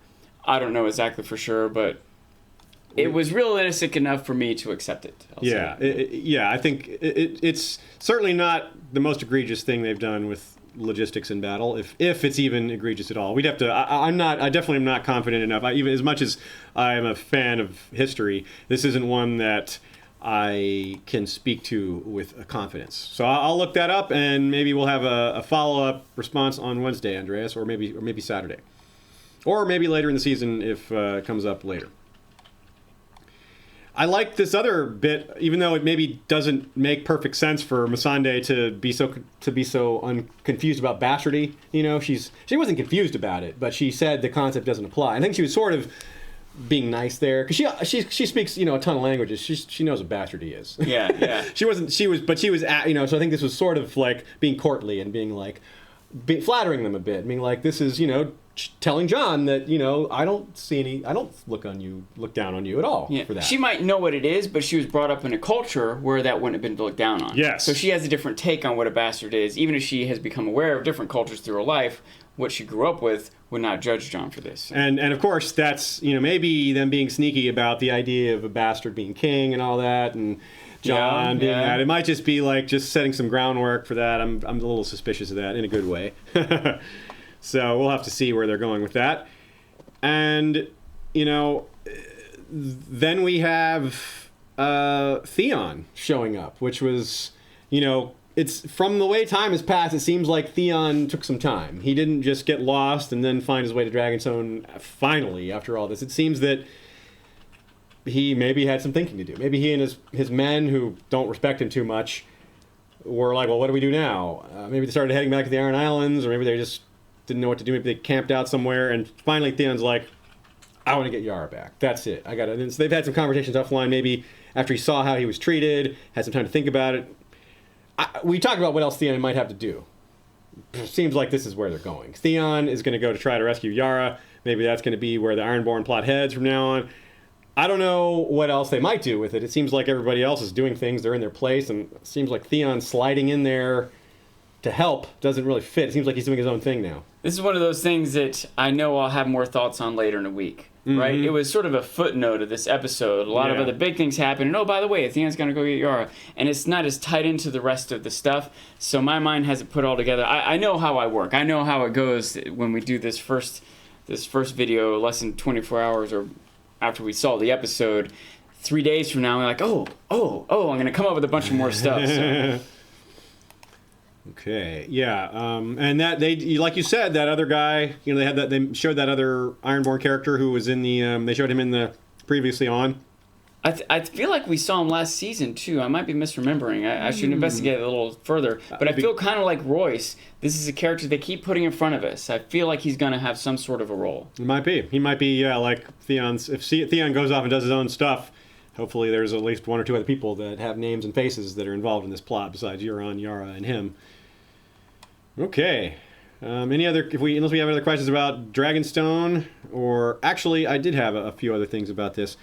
Wanted to mention the soft music and that comes up during their scene with Dany and Jon. It's another use of music that's really powerful. When Dany and Jon are having their... Dany's like, okay, we'll just kneel and we can do this, we need to be united for this. And he still won't kneel. And this is a parallel to Mance Rayder, isn't it? Yes. That's the thought that I had, was that Jon is trying to do the same thing now. Wait, is Jon trying to do it or Dany? I don't know. Stannis was trying to get Mance to bend the knee. Yeah. And Mance is like, look, it's not even, he tried to explain to Jon, it's not even my pride. You don't get it. It's just that they won't follow me if I bend the knee. It defeats the whole purpose. You know what I mean? I'm no longer a leader if I do that. Right. I've just given it, yeah. If Jon bends the knee to Dany, well, okay, fine. I don't care about my pride. I'll bend the knee. But now they're still not going to follow you, But Dany's counter to that was, yeah, they will. If you're really this great leader you say you are, they will, And she's kind of got a point, but she doesn't. But that's she doesn't understand the northern attitude. The reason I'm the great leader that they follow is because I'm not going to bend the knee here, Yeah, it's two. You undo one by agreeing to the other. You undo catch-22. Yeah, that's a good way to put it. Super chat from Matt Lawrence. Thanks, Matt. Did nobody notice Arya moving like the White Walker from Hardhome that got in a fight with that Fen and Jon? Yeah, that kind of was a little like that. Kind of like the kind of dodgy. That was a little bit like that. I have to take a closer look at that. That's an interesting catch. Good job, man. I'll have to take another look at that to see if it fits, and it might. That might be, like we said, it's maybe we're setting up Arya fighting a White Walker. Yeah. And if she's moving like a White Walker, that could be setting up a really glorious choreographed fight. The White Walkers originally Bravosi? Did they use the water dance technique? Frozen water dancer. Oh, yeah. Frozen water. Yeah, I think we figured it out. It's over. We figured it out. End of everything. And yeah, so then of course they come out of the cave and Dany's frustrated. She says, "All my allies are gone," and Jon kind of tells her what she's unable to grasp about why they're following him in some ways. It's like, because you made the impossible possible, and that's why they're following you. And some part of them believes that you can do that again. Maybe not make dragons again, but do the impossible again. And so she sort of takes his advice in that she can't just go melting castles and burning everybody. She at least doesn't do that. But she kind of understands also that she has to get out there, and do the impossible means showing what she can do. So she sort of took his advice in not just going to burn down the castles and, destroying the infrastructure, but she also was like, hey, Jon would lead from the front. Jon would be out there on the battlefield, and that much I'm going to do. Yeah, I feel like this is a sort of a compromise where she needs to take action. She's angry, she's losing, she's got to make a move. But at the same time, from the beginning, the plan has been to rule after this. We can't just go slaughter everyone. They're not going to accept you as queen after the fact. So this is, I think, the compromise is go after the army. Go after a military target. Don't burn innocent people in their homes. Go after the military force. Snow and Winterfell wants to know, do you guys think Dany's plan was Jon's idea? This is another super chat question. I think so. I think it was heavily influenced by, maybe not every single detail, but the idea that, they may have gotten word. When they got word about Castle Rock, they may have also gotten word about the wagon train or something like that, and they would say, okay, well, yeah, attack this wagon train, and they could piece together details. They know that even if there weren't winter and dragons coming, there's still going to be a process of collecting taxes and food and soldiers moving around, but they could probably anticipate some of these movements specifically at this moment. Dany has the advisors she had before, plus Jon and Davos. They're going to have some insight and make some educated guesses about where to go, what's happening, and what kind of move they can make. And here's where experience really comes in. As we saw, and as there was some dialogue to help explain, a wagon train is very, very vulnerable. This is a truth from ancient a history as well. The problem with wagon trains, which are part of any army, to some degree, not any army, but almost any army has wagon trains, supplies, all the stuff, and it's always fairly vulnerable because you can't just bunch all the wagons together and have them march alongside each other like troops do. They have to stay on the road, and the road is pretty narrow, and so that means they're stretched out, which makes them vulnerable. So if at any point they got word that they had this long wagon train going from Highgarden all the way to King's Landing, if they got any news of that at all, an experienced leader like Jon or Davos would that's going to be vulnerable. No matter what, that's a weak point. You can't possibly have a well-protected wagon train, especially if you have Dothraki and dragons. There's no way they can effectively protect that, so this is open. So that might be part of where Jon came in with his plan. The part that wouldn't have been his would be, obviously, the intelligence gathering. He doesn't, on his own, he doesn't know that they have this big, long wagon train. That would be Varys and maybe Tyrion telling him that. And between them all, I think they probably came up with it. But Dany was just adamant that, I'm going in there. Yeah. And it's really something. Let's get into it. Let's talk about the Field of Fire, which it was less like the Field of Fire than I thought it would be, because one big difference with the Field of Fire was a pitched battle that both sides knew it was coming, and they were both prepared for it. Whereas clearly, these Lannisters and these Tarleys didn't see this coming. Maybe they weren't prepared. They were a little lax about it. They were almost maybe a little overconfident after winning so easily, resting on their laurels just a little bit. But Tarley comes out and says, hey, we need to get these last wagon. By the way, we get a pretty key line that tells us where this happens. He says, we've got to get the rest of the wagons over the Blackwater Rush by sundown. The Blackwater Rush is the river that runs right alongside King's Landing. It's the same river that Stannis sailed up to try to drop his troops off right by King's Landing. And Tywin's army crossed over and took him in the rear across the Blackwater Rush. So we're going to go into a deeper look onto the logistics of where these all happened. We're going to have some map shots on Wednesday and some more detailed descriptions of where Dany landed, probably some range of possibilities. But we're working on that, and we've got some very good, clear answers on it.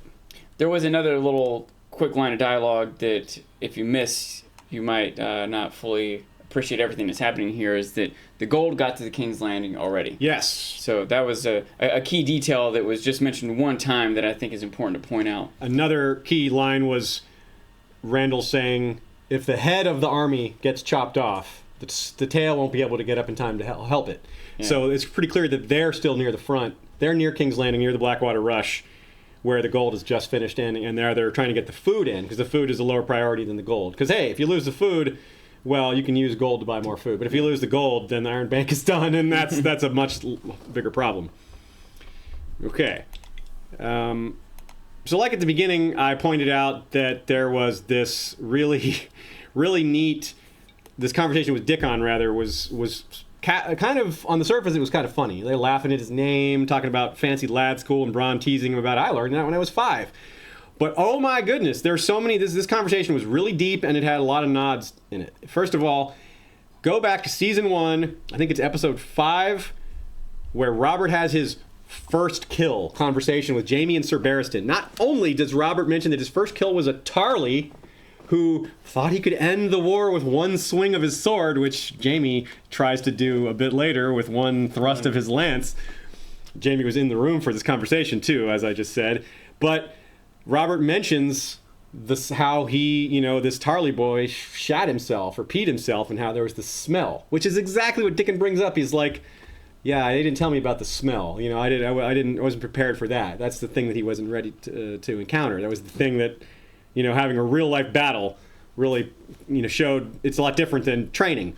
And that was super well experienced by Tyrion in this battle. There's all these shots of Tyrion like, this is not what I expected. Tyrion was like looking at a wagon just running off into the distance with just a horse and it's on fire, and he's just, wow, this is so destructive. And he's seeing his family lose.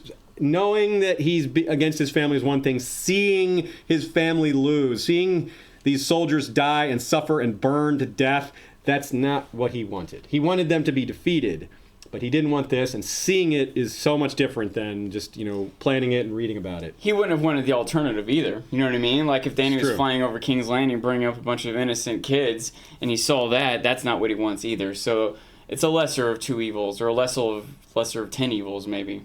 Yeah. And Great comment by Misty306 here. The conversation with Dickon was a nod to Samwell. Remember, Samwell didn't have the stomach for battle. Now Dickon is realizing what it's hard to have a stomach for battle. It's not so simple. Yeah. So that did cast Dickon in a pretty positive light there. He didn't like fighting against his friends, and he saved Jaime. He stabbed a Dothraki from behind. And he seemed to have survived the battle. We didn't have an explicit death moment for him. They usually are pretty clear about it. Maybe we'll see his burnt body in the aftermath next episode. But I think he lived. I'm going to guess he lived. I'm guessing so did Randall Tarley. I think there's been a motif in this episode and this season. And as I think about it, maybe the whole show, but I feel like they're focusing on it more, of the horrors of war. We've gotten in this episode, we had multiple different characters kind of look around at this devastation and be taken aback, including some characters who've been there before, and are still kind of taken aback. Bronn, Jaime, and Tyrion, all three of them were in dread of this scene. And we saw a similar moment with the battle at sea with Euron. And even in the past, if you go back to Blackwater Bay, we saw Sandor become overwhelmed with this. Even Sandor was super brave. And he had his trigger, yeah. I feel like there has even been a line at some point where someone points out that the reality of war is not as fantastic as the songs that are written about it after the fact. And I appreciate that. I think that it's a point I've made a few times, is that, there's judgment on Dany about exactly how she's going about waging this war. But the fact is, if she's going to take the throne, if there's going to be war, well, people are going to die. It's just, that's what war is. Yeah. And to me, that's the argument to not go to war. Don't go to war. Why does you want to be queen so bad? If you want to be queen so you can protect people and bring peace, well, you're killing people and going to war to do that. It's kind of, now there will be different details as why different people go to war. Maybe her in charge is better than Cersei, because Cersei's going to end up killing more people anyway. But that wasn't Dany's motivation when she was a little girl telling Khal Drogo, I want to be. Cersei wasn't queen at that time. Joffrey wasn't, or king, you know what I mean? She wasn't wanting to restore justice and freedom to Westeros. She never even knew what Westeros was like. She just wanted to be queen because she wanted to be queen. It's what she thought she was supposed to do. Or her brother told her. She's naive, just as naive as Sansa, who wanted to marry the prince. She just doesn't know what that means, Yeah. Now, along the way, as she's been on this path and gained this power, she has tried to use it for good. She's tried to free slaves. And at this point, Cersei is bad, But a lot of death and destruction has simply come from her ambition. And at least in this moment, she's limiting death and destruction to armies, to armed soldiers that she's at war against, not innocent people in their homes, Hey, super chat from our good buddy Pinot123. Hey, buddy. Good point, Sean. Reminded me of the Highway of Death from the first Iraq War. Nice. Yes, good parallel. There's also this bit before that's pretty sneaky. All these scenes start with Bronn's discontent, complaining about how he hasn't been paid properly, which is accurate. Jaime took him away from his bride and his castle to take him to Dorne and almost got him killed, and he still hasn't gotten. He's like, I'll get you a better girl and a better castle. So I think this is foreshadowing for Bronn flipping sides. Because Tyrion can give him better. Or Tyrion, back in season 1, was like, if you're ever tempted to betray me, I'll double it. I'll double your pay. So my crackpot theory is that Bronn ends up with the twins, because it's kind of like doubling it, 2 castles. Jaime said to give you 1 castle, I'll give you 2 castles. Yeah, so that'd be awesome. I love that. And Joe Buckley points out that Bronn loses his gold during the engagement, but still fights on. He notices it, but he's like, well, obviously I got to keep fighting. So yeah, it's good symbolism there. He's given up his money for, to maybe do other bigger, better things, or to be involved in a deeper level and to not just be a sellsword. Or even to just save himself. He might have got killed trying to get that gold. Yeah, that guy was after him. That Dothraki soldier I agree. Had his number. He can maybe go back and find that gold later. No, he can't. He's been captured. Not now. But it was also really good for his resume.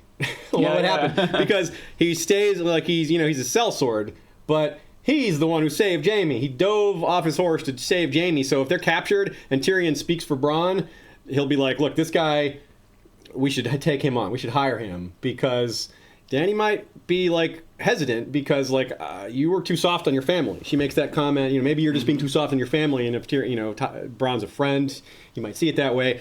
But, Dany doesn't want to just kill everyone. She wants to, if Bronn bends the knee, Danny will take him in. She might want to kill Bronn, though. He shot that bolt into her dragon, so... Yeah, it's true. But she might, she might have a Genghis Khan view of things.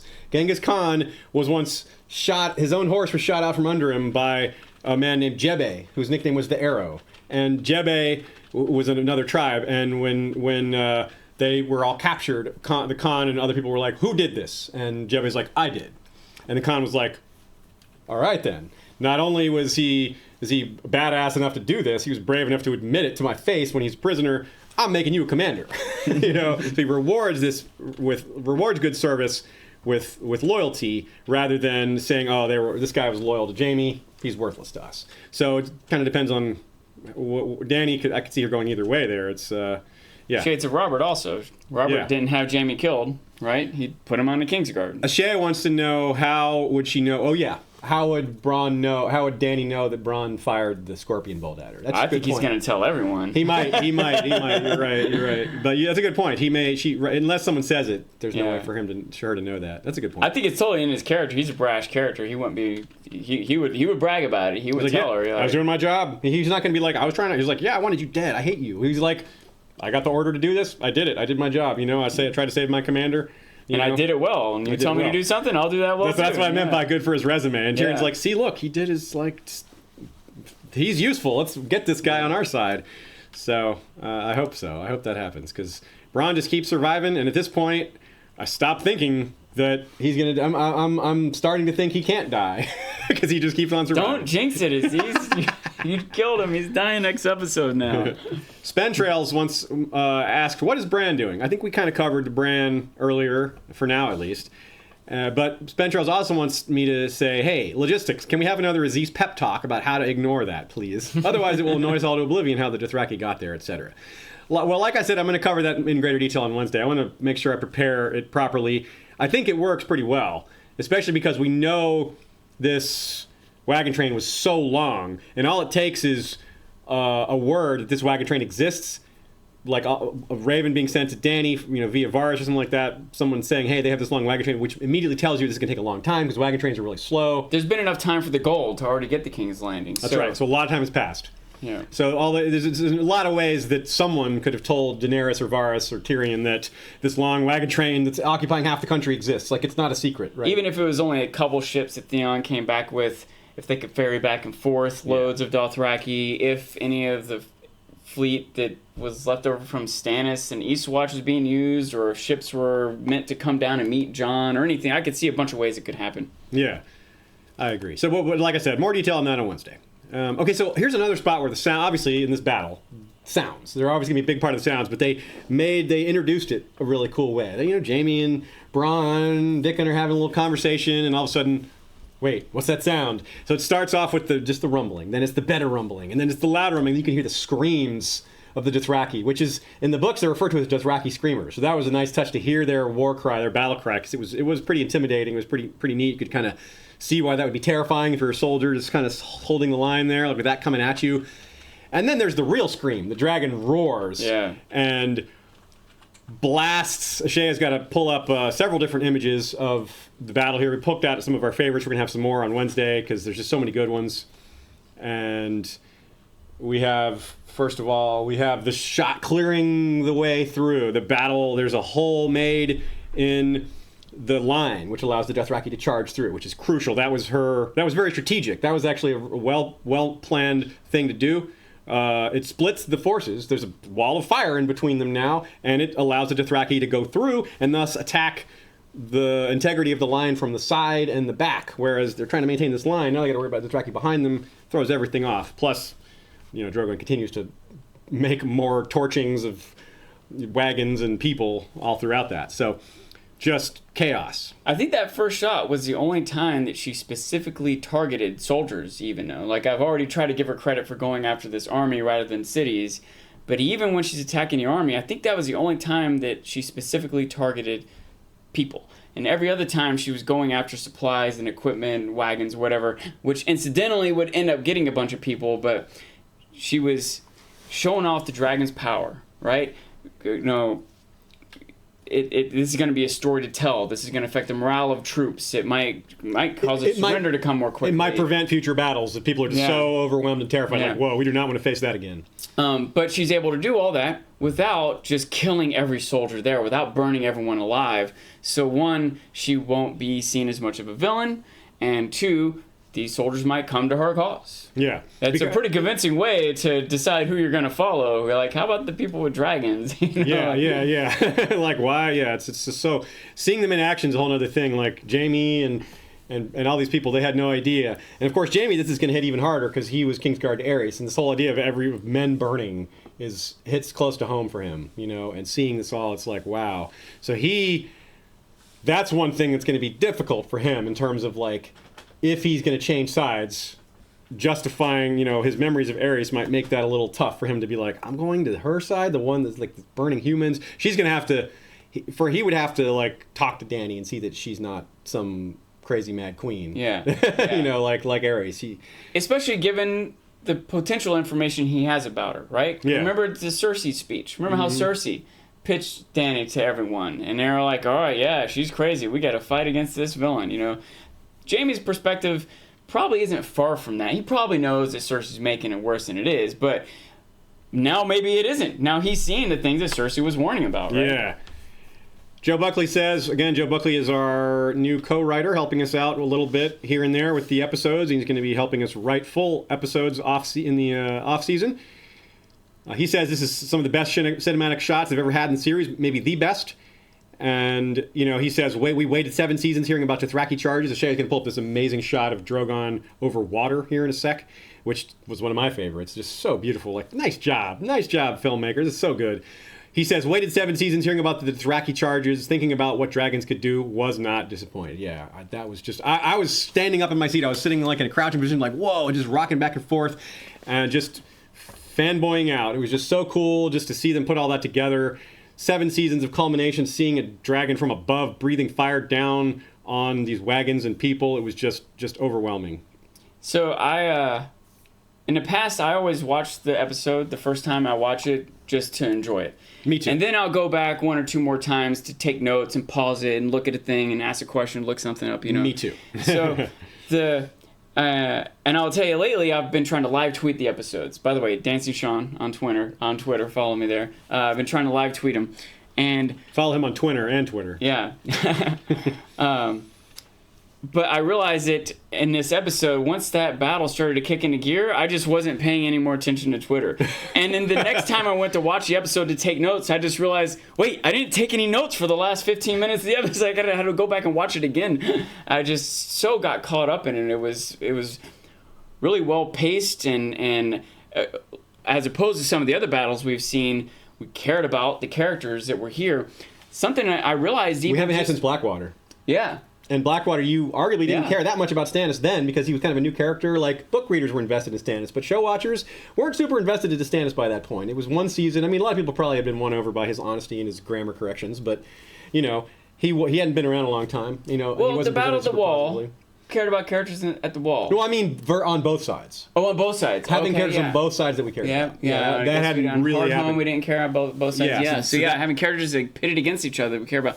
And I realized how much it changed the dynamic when we realized that Tyrion is there. Mm-hmm. I think on some level when you're watching things... It was a while before we knew Tyrion was there. It was a lot of time before. Yeah. And it makes you reevaluate, even when you go back and watch it, knowing that he's there the whole time. I think on a certain level when you're watching something, you're kind of taking it in as yourself, if you will, but also you're taking it in via the characters that you're watching go through it. So which characters are going through it will affect how you take it in. And I definitely realized that I had a shift in my perspectives when I realized that Tyrion was there. It increased my fear for Jaime, for example, and Bronn too. Yeah, absolutely. And that tension, it's something that we often lack. And of course, it's also presented alongside just some epic things that we've never seen before. The Dothraki and the dragons and all that, or the dragon, rather. Looks like we have a super chat from Lord Banza, but no question is associated with it yet. Shea will keep an eye out for that. And let's see. And because there was so much of a human element present in this battle that was really well interspersed with the action. It was back and forth between, oh, I care about this. Oh, this is so overwhelmingly epic. It's just your emotions are flying all over the place as the focus changes. And like you said, the pacing was really good, so it shifted well. It wasn't just jumping around randomly. It was action. Oh, human element. Look at Tyrion. Oh, look at Bronn. Look at Daenerys herself. And oh my God, they're pulling out the scorpion. They're shooting arrows at her. How this is going to go? You just just wondering how this is going to work out. Yeah, it kept ramping up moment after moment. You go from like, oh, I think we hear something in the background, to, oh, there's an army. Get the troops ready. To, holy crap, there's a dragon. To, they kept layer on layer, kept adding to the intensity of what was happening here. Real quick, the super chat from Lord Banzo was, I noticed on a rewatch that the Three-Eyed Crow says he's 1,000 years old. Does this mean show Three-Eyed Raven isn't Bloodraven? I don't think it means that, because Bran calls himself the Three-Eyed Raven now too, and it's like they're all the Three-Eyed Raven. That's kind of how I interpret it. They're all the same being. It's like a mantle that's passed forward. And so I think that he's saying that he's the same being that the previous Three-Eyed Raven was. They've all been that same being, this sort of continuum of Three-Eyed Raven. That's kind of how I see it. But it could mean that. I mean, they definitely don't explicitly call him that, and there's no hint that there's not a lot of hints towards that. He had both of his eyes, all that. It could also be he's serving the same role, even if it isn't technically the exact same character. He's serving the same role on the show as the books, right? Yeah, definitely. The Dread Pirate Raven, Edward says. Yes, that's hilarious. That's perfect. Good call, Edward says in the comment box there. So back to the battle. Ashea has another image that she pulled up here and attached a fantastic pun.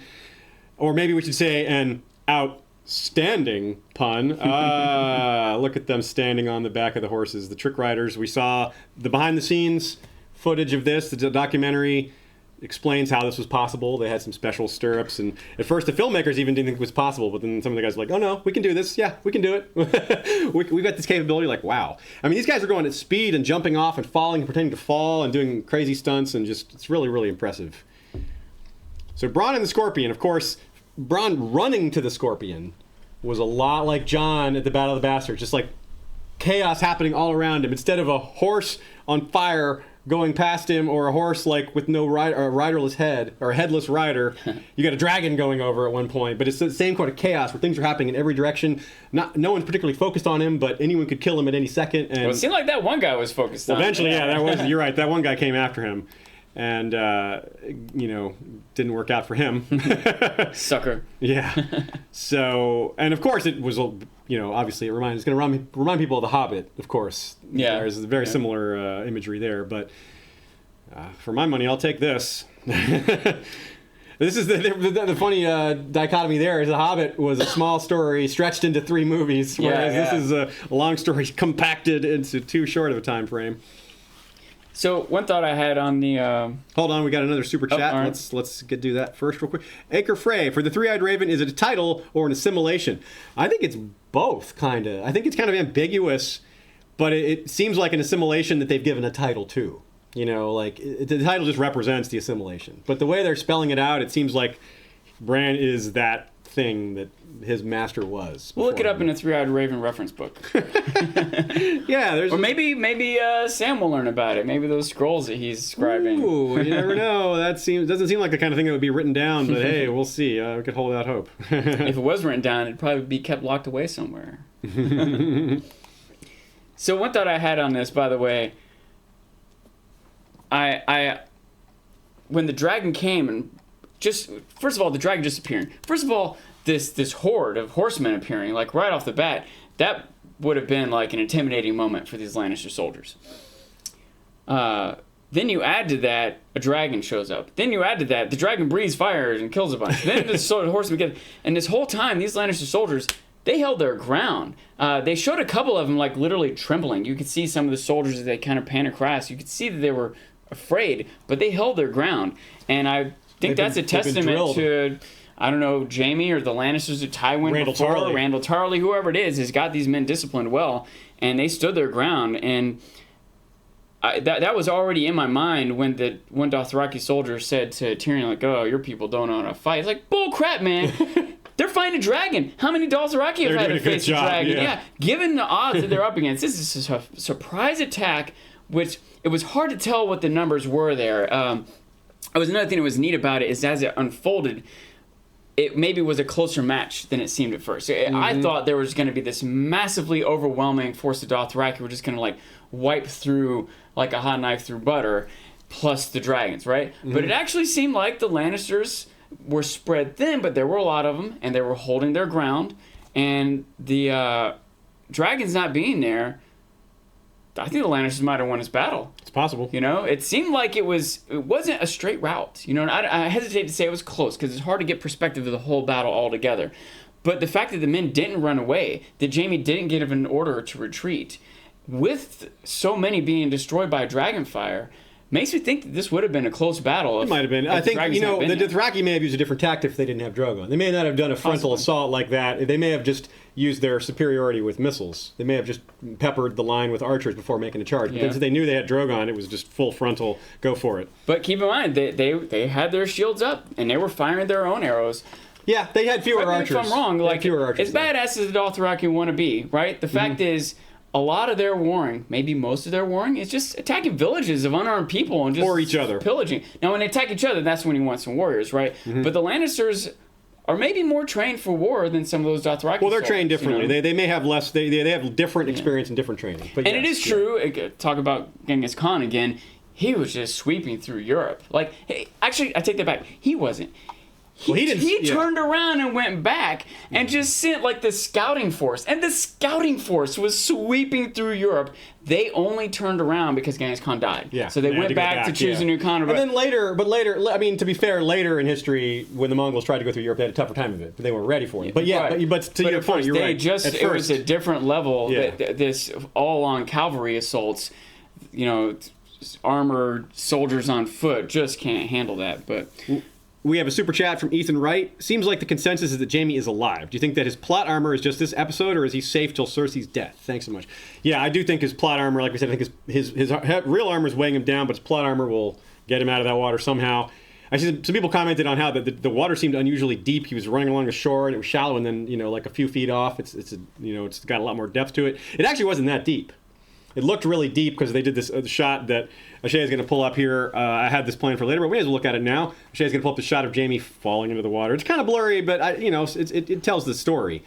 But I don't have too much of a problem with that. It was a little awkward, definitely. Like, it seems like, boy, that's sure to get deep all of a sudden. But it doesn't have to be very deep for Jaime to drown in it for the point to be made, because he's in armor. He only has to be a few feet deep. Well, maybe more than I can't decide if 12 feet is deep. That does seem deep enough for the ledge that they were on to be into water that deep. It was a river they're next to. It wasn't like a cliff. I'm not sure, but and it also, like, the wider shot, not the one she's showing here, but the wider shot of it, you could see the bottom of the lake. At least I thought I could. And it wasn't that deep. It looked like 30, 40 feet maybe, which maybe is still a little awkward for the shoreline, but whatever. That's a small detail.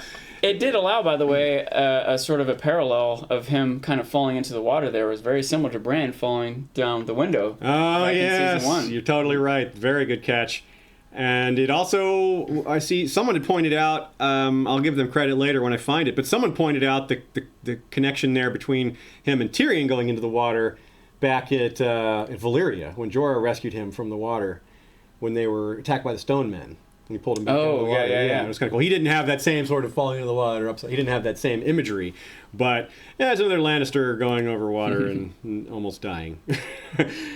Okay, so another super chat. This one is from Sir Clint-a-lot. I'm not watching live, but I'll get there. Well, thanks, Sir Clint-a-lot. So sorry if this is off topic with where you are. Why do you suppose Bran hugged Arya, but not Sansa? Yeah, maybe... Wait, did he hug her? He put one arm around, yeah. He did put one arm around Arya. He did put arm around Sansa, too, I thought, after a minute. I thought he did, too. I maybe have to go back and look at that to be sure. But I thought he hugged them both, but it was still kind of similarly... he was doing it because he thought he had... It was like, oh, this is apparently what people do when they hug. It was like him going along with what he thought was right, not him feeling it, Yeah, he might recognize, even if he doesn't have these emotions that we're expecting, he might realize other people are expecting him to have these emotions, and it's better to his end to behave appropriately when in Rome, you know. Yeah, that makes a lot of sense. So I think that might be, yeah, he might be like, okay, well, I gotta at least pretend to be human. They won't listen to my advice if I'm not some sort of human. It helps for them to listen to me. From Chloe Rushello from Canada, thank you very much. Super chat. Next episode is titled Blood of the Dragon. What do you think will happen according to that title? Love listening to you guys. Thank you. Well, we appreciate that. Thank you as well. Yeah, Blood of the Dragon is a pretty beefy title. That could maybe more about Jon getting his... learning something about his past. We keep thinking that's going to happen, and it doesn't. But Dany just behaving like the Blood of the Dragon, like dealing out the punishment, or being an authority figure, saying, "Look, bend the knee or burn," or something like that. More on that. We don't want to go too deep into this. We're going to save most of this talk for our Saturday preview episode. Most people are saying it's called Eastwatch. Oh, it's not called Blood of the Dragon. Okay, well, I hadn't actually looked up the titles yet. Some people are saying it's called Eastwatch. Well, maybe a future episode is titled Blood of the Dragon. Maybe that's like episode 6 or something like that. Anyway, if an episode is titled Blood of the Dragon, I would think it has to do with that. With Jon, that would be the first thing that comes to my mind is Jon or Tyrion, but probably Jon. Eastwatch. So it is called Eastwatch. Okay, Shay's confirming episode 5 is called Eastwatch. Well, that also says a lot. Yep. Okay, well, we'll talk more about that later. We are not prepared to discuss what's coming. We only focused on this episode for the most part. Saturday, though, we'll have a lot more to say about that. Join us 2 p.m. Eastern Standard or 6 p.m. Greenwich Mean Time on Saturday for more discussions on the upcoming episode. Wow, Eastwatch. That does say a lot, doesn't it? Okay, so back to the sort of field of fire. Jaime's charge. They use another kind of sound thing here, a trick of the sound, where Drogon gives this huge roar after his tail smashes another wagon, after he lands with the bolt in his wing there, and he screams really loud, and then it cuts to Jaime, and then the scream stops as Jaime notices that spear in the ground, and he gets the idea, and Tyrion's looking at him like, don't do it. Just run away. Come on, dude, run away. And then he's like, effing idiot, as he charges. And I thought that was a great moment in a million ways. One, the way it was filmed, including the sound. Not only did they drop out the sound of the dragon roar, but the sound of the battlefield in general, the music is a big shift. And there was a shift in focus, too, from the foreground to the background of Jaime and that spear in the ground and Dany in the background. And you could really feel, I really love how they got us all to go through what was going through Jaime's mind. You could see what was about to happen here, and you could feel Tyrion's anticipation. It was a beautifully presented moment of filmmaking and performance in the midst of all this chaos and action and fire and battle and everything. I really loved it. I see someone saying, "We will always love you, sweet Lord Ramsay," in the chat. What is going on? I thought you were moderating these comments, Ashaya. Just kidding. Okay, I didn't think you were moderating the comments. So a question from a Patreon question ahead of time from Colin Van Wielden. Didn't they use the same angle for Jaime drowning as they did with Tyrion with drowning in season 5? That's something, like I said, we'll have to go look back at that to be sure. I don't think they used that angle for that, but they did use that angle for Bran, which is pretty huge because that was Jaime who pushed Bran. Well, this means someone's going to pull Jaime out as well. That's the part of the question I wanted to get to. Well, I don't know who else could pull Jaime out of the water except Drogon. I think Drogon has to pull Jaime out of the water. Yeah, again, depending on how deep it is, how much farther he falls down in there, maybe divers jump in after him, but they better do it quick. And if anyone's that nearby to dive after him, we didn't see him before. That charge would have been more difficult. But maybe at the moment of that charge, a bunch of people like, oh crap, the Khaleesi's in trouble. A horde of Tyrion movement might have occurred there. Tyrion and his little entourage moved forward. Like when they saw Drogon struggling in the sky, they were like, uh-oh. Yeah. Are we done here? Is she gonna die? They were really worried. Everybody had the Dothraki guy who said your people can't fight. He finally got a little look of concern on his face. Even it's still mostly a mask of stone there, but he definitely had a look. There was foreshadowing left and right of this. You know what I mean? We saw Cersei shoot that thing at the skull and underneath the keep, and we know of stories of dragons being shot down in the past, and they warned Dany. All it takes is one arrow. I was scared that it might be worse here, but Yeah, absolutely. So I think, and Bronn wasn't wearing heavy armor. He was relying on his plot armor, which, smart choice. Jamie, you don't need that big armor. You're going to die when the showrunners say you're going to die, and not before your armor's mean. That's why no one wears a helmet. So, yeah, there's, so Bronn, you know, I don't think he's worried about sinking. He can just swim to shore and be like, hi. Right below Dany, like with the dragon. He's already thrown his dagger away at that one rider, so I don't think he's even armed at this point. So yeah, a lot of people like us excited to see Jaime's a prisoner. We're assuming Jaime's a prisoner. I think it's a safe assumption. I really don't think Jaime's going to drown. Even though Nikolai Coster-Waldau tweeted, all good things. You're not fooling anybody, buddy. This is Jon Snow saying, "I'm not coming back" after he was stabbed. Like, please, no, you're coming back, buddy. I do not. If I'm wrong, I'll be really surprised, but I'm really super confident here, and I think most of you guys probably are too. So there was a lot of horror in this, a lot of horror shots, a lot of burning people, a lot of pain, a lot of suffering, a lot of carnage, and both Jaime and Tyrion witnessing it. At first, most of it's Jaime's point of view. But then it shifts. You see a lot of Bronn's point of view, and then you see Tyrion's point of view, and then it's Dany's point of view, and those are the main four. But you get all of them. And some just overhead shots of just everything. I really like this one shot that we pulled up earlier of the overhead shot of the dragon just blasting flame. There's that famous side shot that we're going to have on Wednesday as well. But Ashay's pulling up this one here of the straight blast, where she's taking out a bunch of wagons. And it bears mention, we talked about the wagons earlier, it bears mention that Dany doesn't know what's in those wagons. People are like, why is she destroying the food? She doesn't know that's food. She doesn't know what's in there. She just assumes it's supplies that the Lannisters are using. Maybe it's gold, maybe it's more scorpion bolts, maybe it's arrows, maybe it's shields and swords and spears. She has no idea what's in there. She just knows it's military gear or something that army needs. So it's a target. And like you said, she would rather destroy the stuff than the people. And even if she did know it's food, let's say she knew it's food, well, she doesn't want her enemy's army to be fed. Why would she do that? Because she doesn't want to, if it makes sense to do that, right? Yeah. And also, maybe concerns of destroying the food if winter's coming, and if she has to rule after the fact, she needs that food, da-da-da. We're not sure how much food, this might be one of 30 shipments of food. We don't know how much food this is.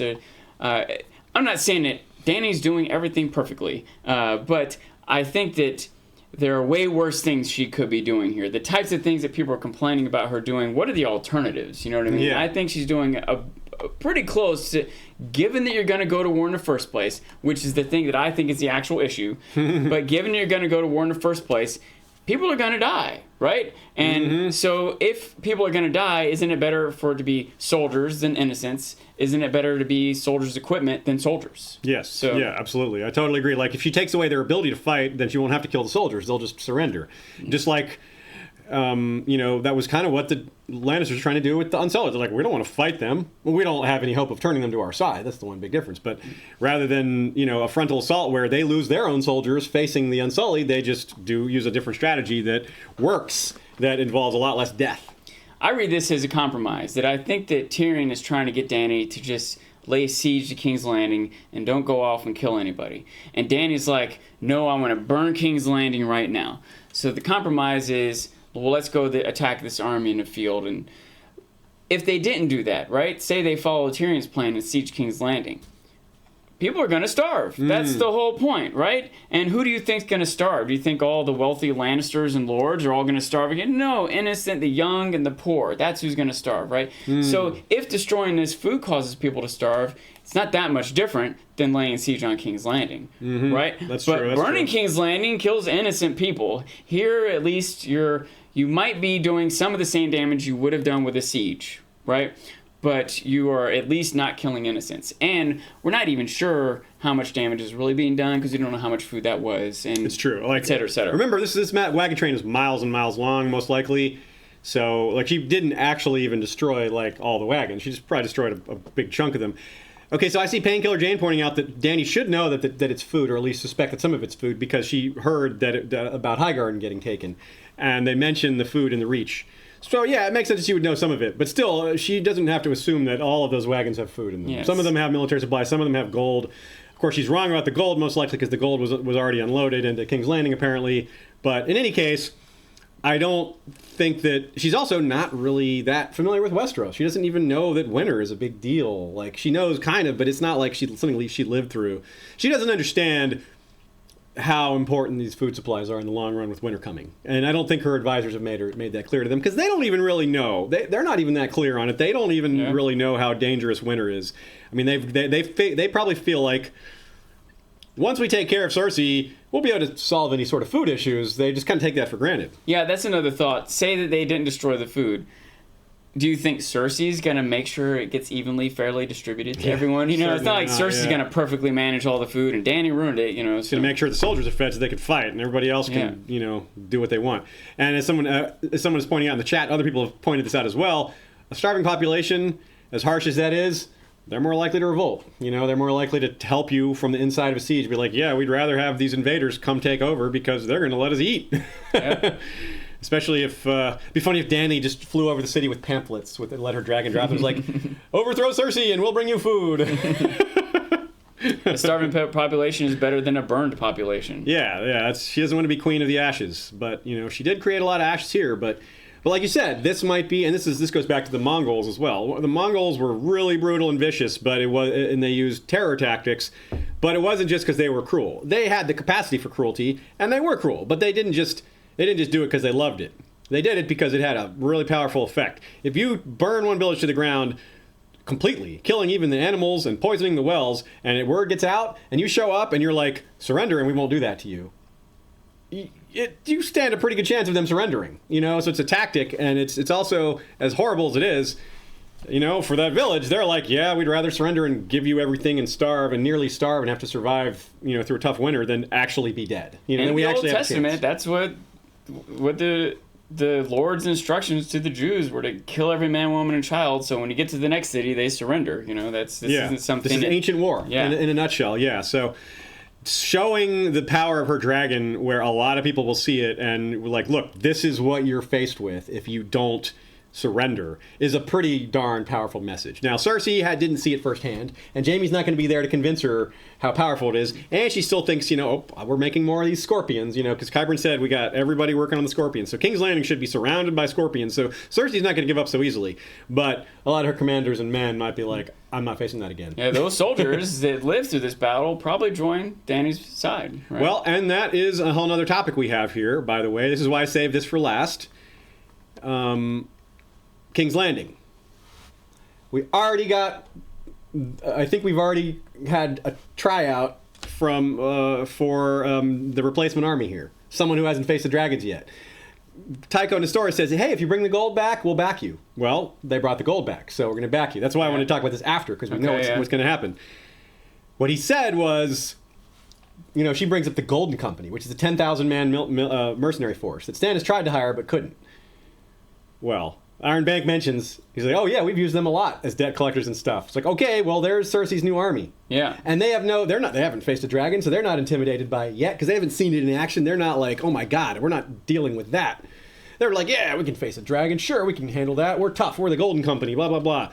I have a lot more to say about the Golden Company on Wednesday. I'm going to relate some book stuff to it, but I'm really excited about the possibility of seeing them, just because they might say, beneath the gold, the bitter steel, we might get gold skulls on pikes, things like that. So I'm really hype about that possibility. But even if we get none of that, I love the mention of it, and the fact that Cersei can bring in an ally that isn't going to be intimidated by the dragons. Even though they probably should be intimidated by the dragons, but they haven't seen it in action, so they don't know. And if the first time they face it, they have a battery of these scorpions, they might be even less concerned / more confident. They may change the history of the Golden Company, the show version of the Golden Company, to say that they've been around since dragons existed before and have dealt with them before, which in book canon is absolutely not true. Dragons have been died out for a long time when the Golden Company was formed. But you never know. Like, they could change it, yeah. Jiggs Lear says, we just like severed heads, really. Yes, that's why I want those skulls on pikes.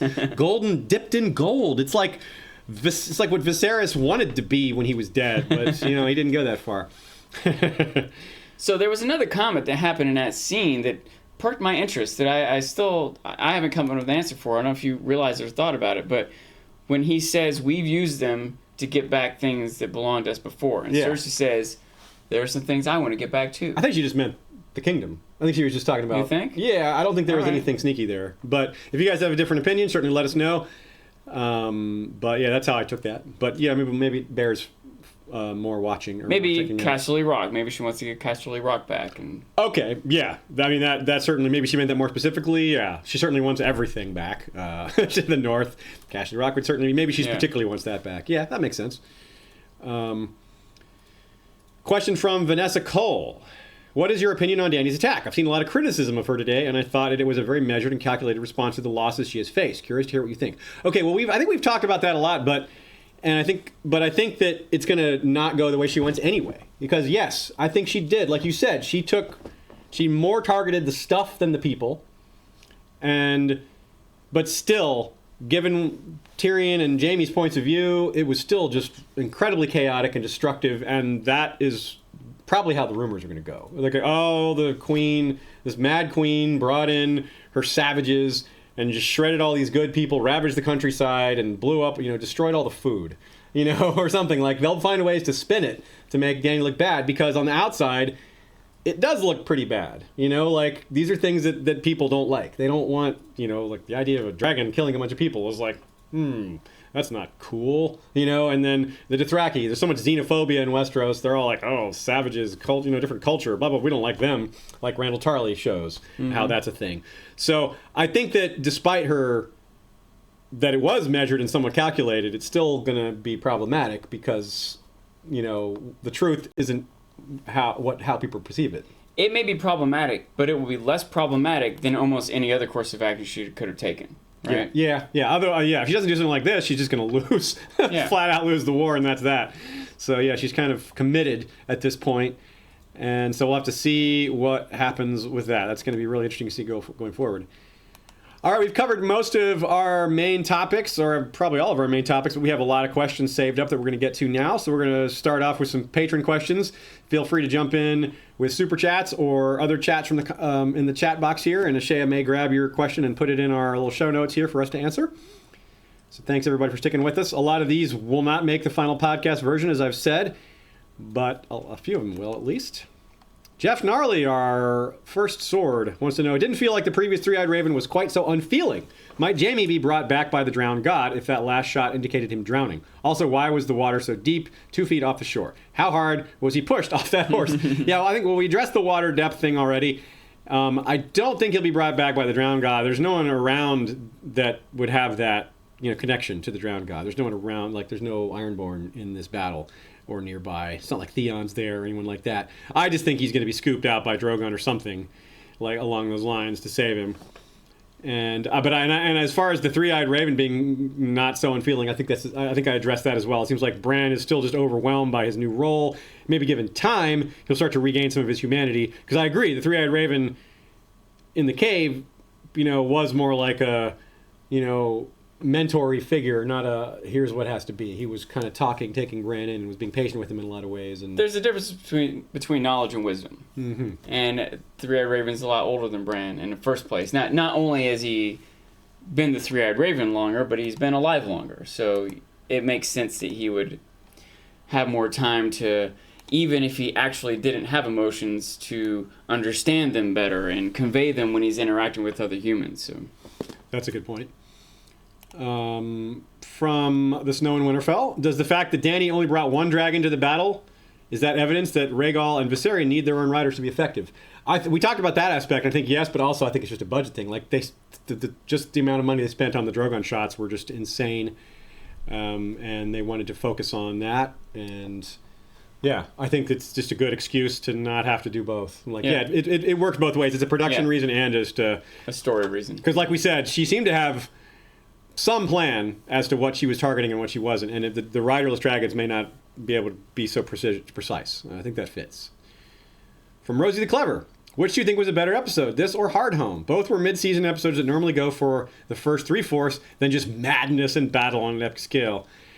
Hardhome was definitely more of a surprise, because I did not see that coming. We didn't do as much trailer review. We didn't do film trailer review, very specifically shot-by-shot stuff that we do now. So we're a little less likely to be surprised by what's coming. But I like this one more, I think. I think so, too. I like this one more. And to be clear, not that I didn't like Hardhome. And Hardhome maybe had a level of excitement because we weren't anticipating the direction that the episode was going to turn into this all-out battle. Give it a big boost for being surprising. But the fact is, as excited as I was by this battle and Hardhome, I don't care as much about it as I do about the drama of the characters involved. And I thought that interaction between Littlefinger and Bran and Brienne and Arya, those were at least as good to me as the battle, or Ampar. I guess this battle was particularly good, so it may have actually outshone it. I'm reminded of something I wanted to talk about before, though. There was a quick, subtle moment that I thought was so well written, edited, and performed when Randall Tarley comes up to Bronn and Jaime, and he's like, hey, we're moving along, trying to go faster. You know, if we lash these soldiers, that'll do the trick, you know. As he's saying, as Bronn gets this grimace on his face, like, what, man, you can't, who's gonna, that's bullcrap, you know. and I think Jaime detects that. Jaime also knows this is a harsh style of leadership that Jaime might even be okay with sometimes. He might, if Bronn wasn't there, have said, yeah, go ahead, whatever, this is Randall Tarley style, he does want to hurry things up, etc., etc.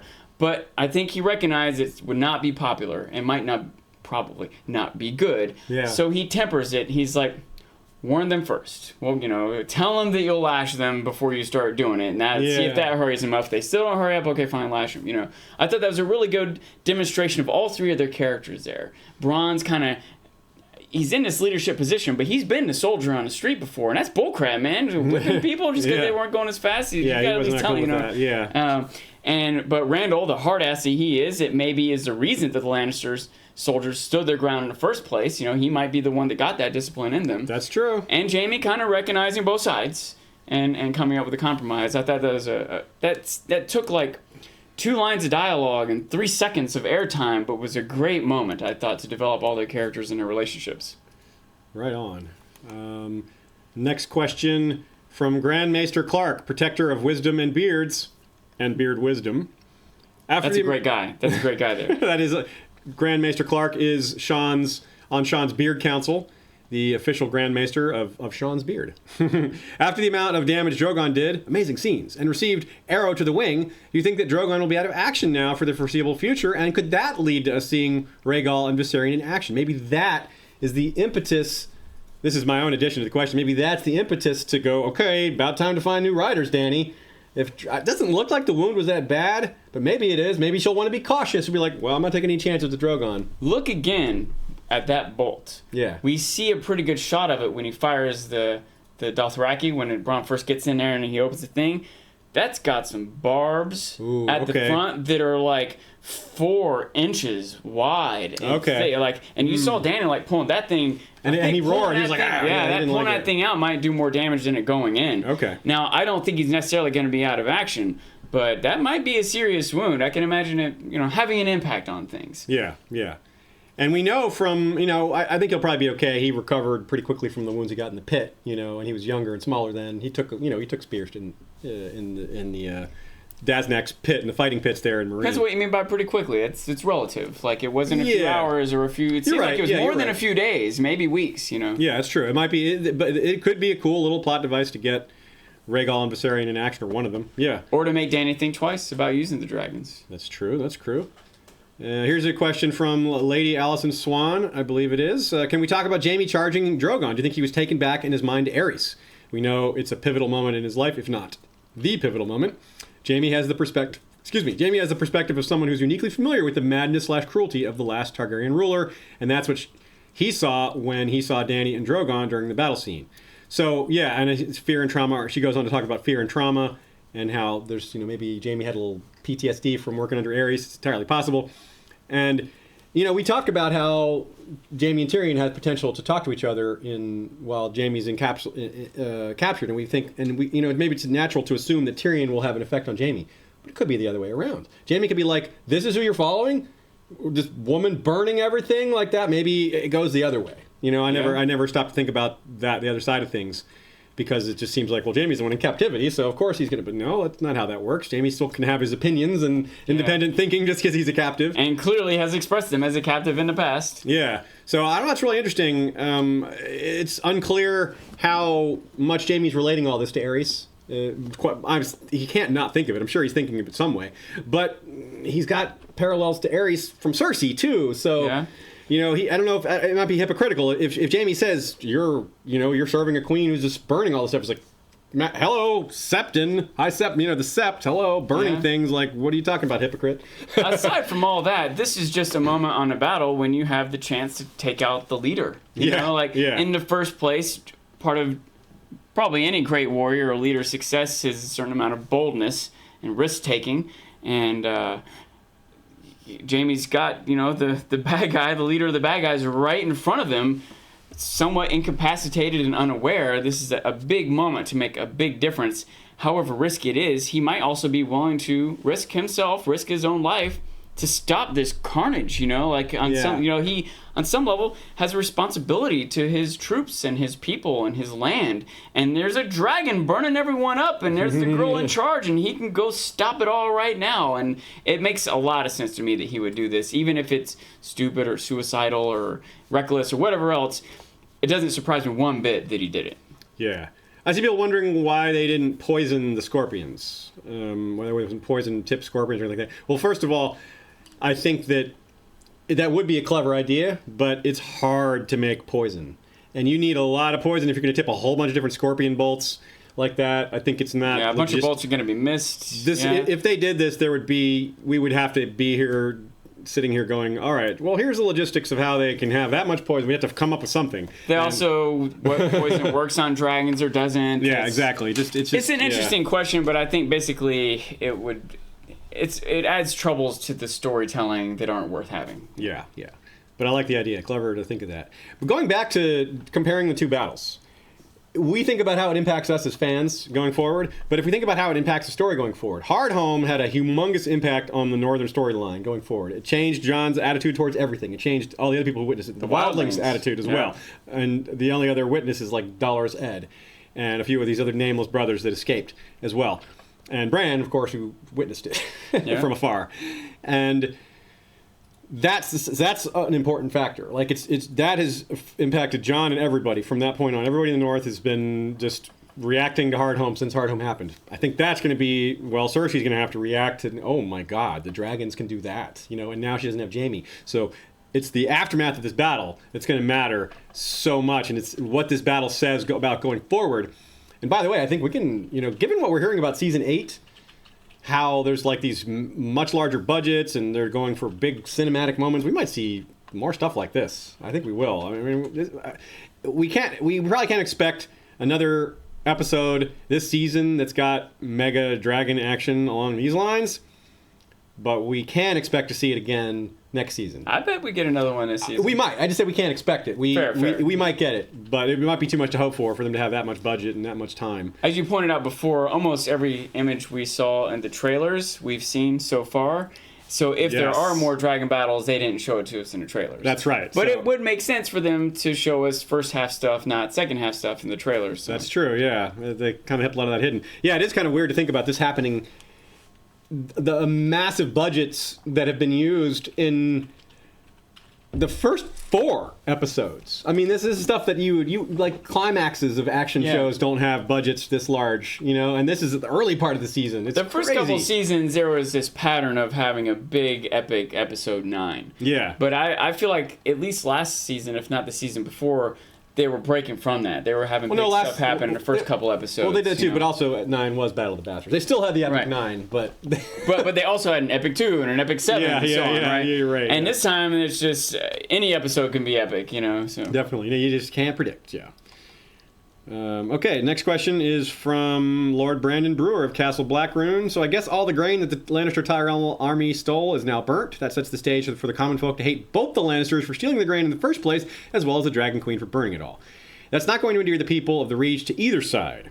Yeah, that's true. Of course, it's not clear that much grain was burnt, but I think that might be the direction the show goes with it. They may kind of... It's not necessarily all. Yeah. And also, I'm sure I could stir up some political controversial talk with this, but how much was stolen and how much was taxed? Yeah. It's pretty standard in the first place to go out and collect grain as a taxation system. To pay in kind. So they don't have coins. Maybe they're taking more than they normally would, and maybe you call that portion stolen, but...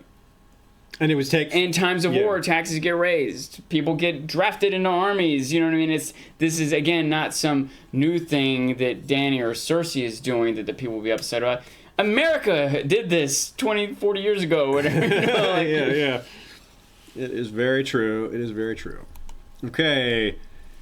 From the Snow and Winterfell, do you think Sansa is now somewhat afraid of Arya? D&D mentioned in a behind the scenes that the scene was for Sansa to see what Arya has become. But what does that accomplish? Does Sansa think she's on Arya's list? Or is that scene to empower Sansa to know her sister is force in her own right, and Sansa could potentially have a great ally in Arya? I think she's probably got mixed emotions. She may have considered a lot of these angles. You know, they didn't have a bad relationship, but they didn't have a good relationship either. Now that they've been through so much together, it seems like they have more common ground than they've ever had, but they're not exactly tight, you know? A lot of times episodes leave certain images lingering in your mind, and a lot of times it's one of the last images, like Jaime sinking into the water there, but probably the most prominent image lingering on my mind from this episode is the look on Sansa's face as she turns and leaves after Brienne and Arya had the little battle, trying to figure out what's going through her mind. I felt like she was breathing heavily there, too. I think it was subtle, but I think she was when she was going on. At a minimum, concerned, if not upset, and trying to restrain it, and leaving Littlefinger's presence before she revealed something, you know. Another question from Lord Brandon Brewer of Castle Blackroon. With Drogon grounded, do you guys see Jon attempting to ride a dragon in hopes of rescuing Dany from her enemies on the ground? And if he becomes bonded to a dragon, how do you see that balancing the political minefield between Jon and Dany? Maybe that could be the moment Dany realizes her destiny is intertwined with Jon's. And more exploring of dark caves ensues. I see what you did there. It could be. I think one thing or another is going to push Jon towards the dragons, but I'm still kind of skeptical that it's going to happen soon. I'm really iffy on it happening this season. Especially because we know Jon has a lot to do in the north. We know we don't want to talk too much about that, but what little we know about the preseason trailers shows a lot of Jon in the north scenes, which is almost like, well, is he going to ride a dragon and then go north without it, or is he going to go north and then come back to ride a dragon? It just doesn't seem to fit. And it seemed to be conflict. He was in conflict with other northerners, and it seems like if he rides back on a dragon, that'll cut short a lot of potential conflict, you know? So yeah, part of me was wondering if that might happen. I thought that Jon was going to go to Dragonstone and go right back, and you might spend an episode there. But now it looks like he might be at Dragonstone for many episodes. Maybe he'll go back next episode, especially if it's called Eastwatch. I didn't know that. But I don't know. Certain bits of what has been revealed in trailers and stuff of what's coming limits some of the theories that I might come up with. I would have thought that Jon might be at Dragonstone long enough to form a relationship with Dany and a dragon and ride back on a dragon. I thought that was in range. But some of the shots we've seen of Jon in the north make me more suspicious of that. Okay. Question from Fat Donkey. As Varys was the master of whispers for a long while, I feel like Varys should have a lot of information he could use to influence Jon. For example, bend the knee and I'll tell you who retained your father. Or I'll tell you who your father was. I seem to remember a few theories floating around saying Varys may know about Jon's true parents. Well, there's theories that Varys could know because he's he's got so much information. He could piece it together. Yeah. He wouldn't know. Yeah. There's nothing explicit. He could know. He can know as much as we know. Like, we don't know either, right? But we can piece together the information that's been given to us. Varys would probably have most of that information. It seems like something... Yeah, so it seems like Varys could know, but there's no direct evidence saying that he does. And... Yeah, but he does know things. He does know things that could smooth over their relationship, like talking about how Ned didn't actually want to kill her. How Ned was adamantly refused to kill her. He was like, he resigned his handship over this issue. Yeah. Varys probably should point that out at some point.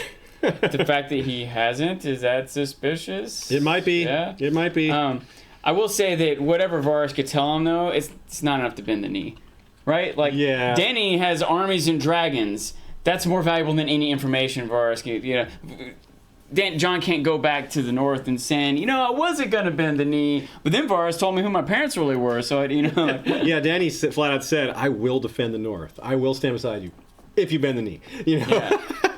So, and Jon still didn't bend the knee, so yeah, it's not so easy for him. Varys could sway Jon, right? But I don't think he's got some secret that will convince Jon. And he should probably try. If he's trying to play, if he's actually a spy, if he's actually playing the other side, or if he's keeping his options open, it'd be a good way to make him look like he's doing their things for Team Dany.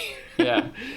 Question from Darren Tucker, Darren the Red, Knight of the Forums. Do you have any theories about the children's spiral design, cave drawing, the fist, and where the children of the forest created the others? No. But I will by Wednesday. We are thinking about that, and we're opening that up for other people to send us theories. Yeah, it's completely not a book thing at all. There is no spiral pattern in that opening prologue in the books. There's none of that. So I don't know. It could be some sort of tracking, some sort of calendar system. You know what I mean? Passings of moons, or the formations in the skies, constellation in the sky. Of when the long night will come again. Because some people pointed out that there's some sort of sunlight, sort of sun type stuff going on in there, which might be like blocking the sun or bringing the sun back, or like some sort of symbol. There may be like some that. symbolic meaning to the number of, I don't know what to call it, branches or arms of the spiral. Like if there's 7 of them, for example, that might be the religion of the 7. But Melanie, obviously we don't know. Someone's pointing out that they're kind of like crop circles. Yeah, they are a little bit like crop circles. Yeah, aliens. Yes, the White Walkers are aliens. Hey. Soon, Game of Thrones. If Game of Thrones was on the History Channel, then that's probably the directions they'd go with this. But I'm waiting for aliens to show up in Vikings one of these days. The White Walkers are Sith. So Melanie Patrick understands how to get a question answered. In this case, it's a comment, not a question, which is by making a pun.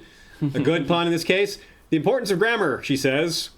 Episode 3, well done, Lannisters. Episode 4, well done, Lannisters. Oh, good one, Too soon. Too soon. And people are confused. I keep saying ash on production. Ash this, ash that. And people think we're talking about the Lannister soldiers that were turned into ash. No, we're talking about her, our production guru over here. Next question. Stephanie Vale. Should there be a Rickon statue in the Winterfell crypts? I don't know about should there, but that would be a wonderful little thing to do for them. And by the way, people, in case you missed it earlier, I saw people asking about why they didn't talk about Rickon.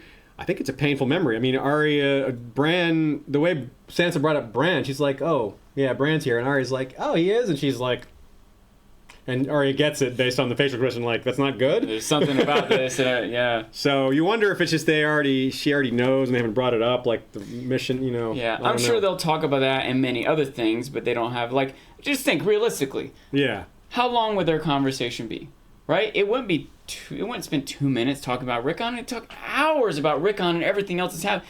The episodes just aren't that long. Yeah. I would love it. I think that would be I love the show enough, but if they actually had the time to go in to have an episode that was just a 30-minute conversation between two characters, how few shows are bold and successful enough to get away with something like that? You know what I mean? Yeah.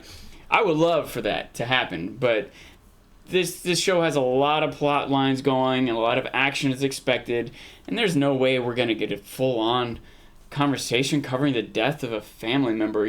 They're just, it's not that they don't talk about it, we just don't get to see them talk about it. Fair enough, yeah. Chris Foy, why do you think Arya laughed when Sansa laughed at her list? It was kind of like the scene with the Lannisters, the good guy Lannisters. She said it, and then when they laughed, she's like, oh yeah, this is outlandish, and she's just kind of just regaining some of her humanity. It isn't quite all there with her interactions. Conflict, yeah, right. She maybe slipped a little by saying it in the first place, and Sansa's like, "What list?" And Arya's kind of on the spot, Yeah. And so when she tries to give an honest answer both times, and when she does, it's taken as a joke, which gets her out of the spotlight. She doesn't necessarily want to explain all this right now, and she found a way not to have to. Yeah, that's funny, isn't it?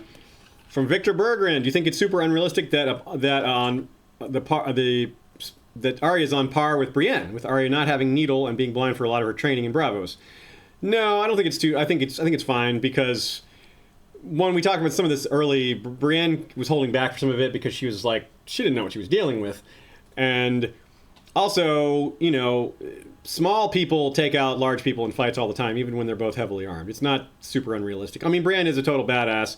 And as they spar more, she's going to learn Arya's moves a bit. Arya's going to learn hers, and that will, I don't know. Honestly, this is one of the things I'm just I don't know enough about sword fighting. I don't know about the physics of maybe just a slight deflection is all it takes. Like you said, maybe not. You weren't so sure about that. I wasn't going to argue with you because neither of us know that much about sword fighting. or Yeah. about martial arts, and these things kind of go together. I know, you know a little bit. I'm not going to call myself an expert, but I know a little bit. And there was definitely several things in there that were unrealistic. But it's not like it's completely unrealistic or stupid. A lot of it was just sort of the detail, the angle that the swords are coming down. When Brienne's coming down and Arya holds her sword up perpendicular to it, that just wouldn't work. Her I don't even slice think through. that happens. But if you do it I don't at actually an think that angle, happens. right? Yeah. Again, if you go back and like slow mo watch it, I'm sure someone could pick apart what is or isn't realistic. But I think what matters is that the fact that it can even be close is telling. Does that make sense? Yeah. And that's what we're seeing here is that Arya is a legitimate combatant. Yeah. And maybe she shouldn't be able to beat Brienne or shouldn't be so close or she would need a different sword. But what we're seeing here is that for both us as the audience and the other characters in this story, Arya is a legitimate combatant. That's what matters from that scene. A super chat from Chris Foy. Considering plot, training, time jumps, mystical travel time, and troop movements, how long do you think the story is taking in Westeros real time? Well, if we go by the books as a guide, the story starts in 298. Well, the sighting of the White Walkers by the Rangers beyond the wall is even sooner than that. It's like 297, but the bulk of it starts in 298, and it's either 300 or 301 at the end of A Dance with Dragons. So roughly, I would guess that at this point in the show, since it started at the same timeline, I'm guessing it's around 301, maybe even late 301 by now of the show. So it's been at least 3 years. If you go back to the prologue, include the prologue, the first scene with the Rangers beyond the wall, go back a little farther. So at least 3 years, maybe as much as 5. But I think it's more like 3.5, 4. If you think about like the age of the kids, it's a little easier to kind of track. But 5 years might, even if they don't mean it to be 5 years, 5 years would make 6 years, 4 years would all make sense. Yeah. It's also worth noting because the timeline is an issue a lot of people complain about, that the things we see scene to scene, episode to episode, they're not all necessarily happening one right after another. The events of Sam might have been stretched out over 3 months and happened 4 months ago. Right? And they're just splicing that story into things that are happening currently that are spread out over 3 weeks, Yes. And I happen to have a very simple example to explain how this storytelling technique of time perspective could work. The movie Dunkirk that just came out. They specifically split it into 3 different storylines. One lasts an hour, one lasts a day, and one lasts a week. Yes. And when you watch that, you're not complaining about this timeline doesn't make sense because you recognize that it's split up and interspliced. To be fair, they explained it pretty well. Like, they do a present it better to job us of as such explaining in it. Dunkirk with that. But I think 7 seasons into Game of Thrones, we should be able to piece that together, So. Yeah, they shouldn't be just like, it would be kind of a silly standard to hold them to be like, well, what's the timestamp on this scene, Yeah. Even George R. R. Martin would be like, put down the ruler and enjoy the story. That's something he's said to people that get too questioning about timelines. It's just not worth getting lost in. You know? Now I can say that there are some things that are kind of shaky, even though I can justify a lot of it. Some of the things Absolutely. I feel like I'm stretching. Absolutely. And sometimes the timeline matters, like how long it takes an army to travel from point A to point B matters for the plot. So I could see why people would complain, but I don't think that we need to know that this story has lasted 2 years and 10 months. If it's 2 years and 10 months or 6 years and 1 month, it all fits. The point is the kids have grown up. Yes. Armies have traveled across. New leaders have taken hold, and it's taken a few years, From Stephanie Vale, what you guys think of Littlefinger calling Bran Brandon? I think he was kind of being formal and, maybe trying to speak to him like an adult would to a child. Like he trying to play this like, I'm protecting you, like Cat would have wanted kind of thing. I think that anyone who's not family would call him Brandon. The guards at the door would have called him Brandon. Yeah, right? okay. Maybe Mira, right? Maybe someone who's been traveling with him and had her brother die. You don't call him by his nickname, yeah. Yeah. That's a good point. That's a good point. Super chat from Ethereon. Cool name. The high glyph in the cave is a circle of dots traced between with a path of wandering lines and tendrils of a swirl at its periphery. Isle of Faces. Well, yeah, I did make that same mention. We talked briefly about, a couple different times in this episode, we've talked about some of these connections, and I definitely mentioned the pact, which was signed at the Isle of Faces. So, yeah, that could be it. That could be like the pact. This could be like artwork that was reproduced that was originally done at the at the site of the signing of the pact, and the other children and first men around Westeros honored the pact by drawing some of the same things. Yeah. Something like that. Yeah, that's another thing that's worth noting is, again, speaking of timelines, these drawings that John is seeing in the cave, they may have been drawn 1,000 years ago about an event 1,000 years before that. Yeah, like remember Danny says, "Oh, these were carved before mankind," and he's John's like, "Nope, look, there's man right here," and like, that's another good point. Like, this doesn't have to have happened. This drawing doesn't have to be contemporary with the event. Yeah. It's ancient, but it maybe isn't that ancient. Maybe it's So that's pretty cool because we know the children were alive as recently as season 6. The event on the Sistine Chapel didn't happen the week prior, right? Yeah. That's a good point. Okay, from Jay Beach. Do you think Sansa asked about who Arya has killed, and will Arya tell? That's a good question. I think that's similar to the Rickon thing. I wouldn't be surprised if we actually do get some of that conversation on film, but I think a lot of that, it's safe to assume, happens off screen. Yeah. But how deep will it go? Like, will she say, I slaughtered the whole Frey family? That's different than I killed Ellen Payne, or not Ellen Payne, but Meryn Trant, and, that's different. Sansa will be like, you what? How did you... And Brian will be like, yeah, she did. I'll verify that. I vouch for that. It's actually pretty well played. She did the thing with the face and the pies and everything. Story checks out. Hashtag the gentleman. Do you think Arya will kill a White Walker with the dagger? Yeah, I think that's been set up. I think that's kind of the point of this. It was almost a little random. Like the dagger just coming up and being given like that. I think this is part of it, yeah. I see spots. Will Brienne's oath to both Stark girls become a conflict for her later if the Stark girls at odds? I didn't think about that. That it very well might be. That's a good question. Very good. Part of why Brienne's character is interesting because she has so many conflicts, so many potential ways for her loyalties to be torn. And here's another related question from Cheryl. Do you think Littlefinger was looking at Sansa because Arya told Brienne, you swore to protect both Stark girls? And Arya brought that up as a way to make sure Brienne trained her, and Littlefinger's like, see, she's trying to get in on Brienne and steal Brienne from you or whatever. Yeah, he could twist that as Cheryl's asking do you think he'll twist that as a threat to Sansa's power? Yeah, he might bring that up. He might, sneak that in there like Varys would, just kind of raise the issue without weighing in on it and just let her mind spin on it and see what happens. I think Sansa's aware of that tactic, so she may understand what Littlefinger's doing if he does it, but she'll still have to think about it. Yeah, for sure. Yeah. Just because you know what someone's doing doesn't mean you don't have to account for someone's doing. Yeah. Okay, let's do a few more. We've almost been at this for 3 hours and I didn't even notice. Definitely not getting all these into the podcast version. There is no way I'm editing a 3-hour podcast tonight. But I will edit a 2+ hour one.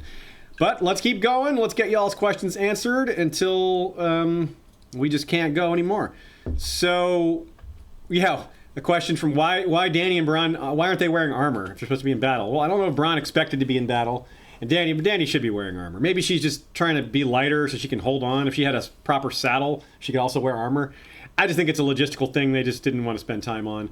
I wish they did, but it's not a big deal. You could also see Bronn deciding to not wear armor so that he could be quicker. We saw that be part of his fighting technique already. That's true. Yeah. And it also, I was going to point out, we saw when we were comparing Brienne to Arya, this is not quite as extreme a difference, but Oberyn fighting the Mountain. Yeah. Again, with no armor. There's, a speed versus power thing is a common challenge of battle, of combat. Yeah.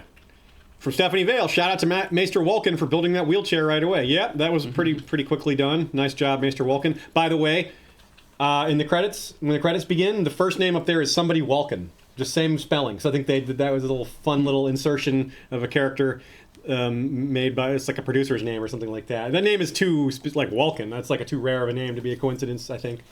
I wonder if the groundwork for that wheelchair had already been laid down by Maester Luwin. Or even the Old Town in general. It's probably not the first time. So, what's his name? Doran Martell had a wheelchair, Yeah, so there's precedent set for that. Yeah, absolutely.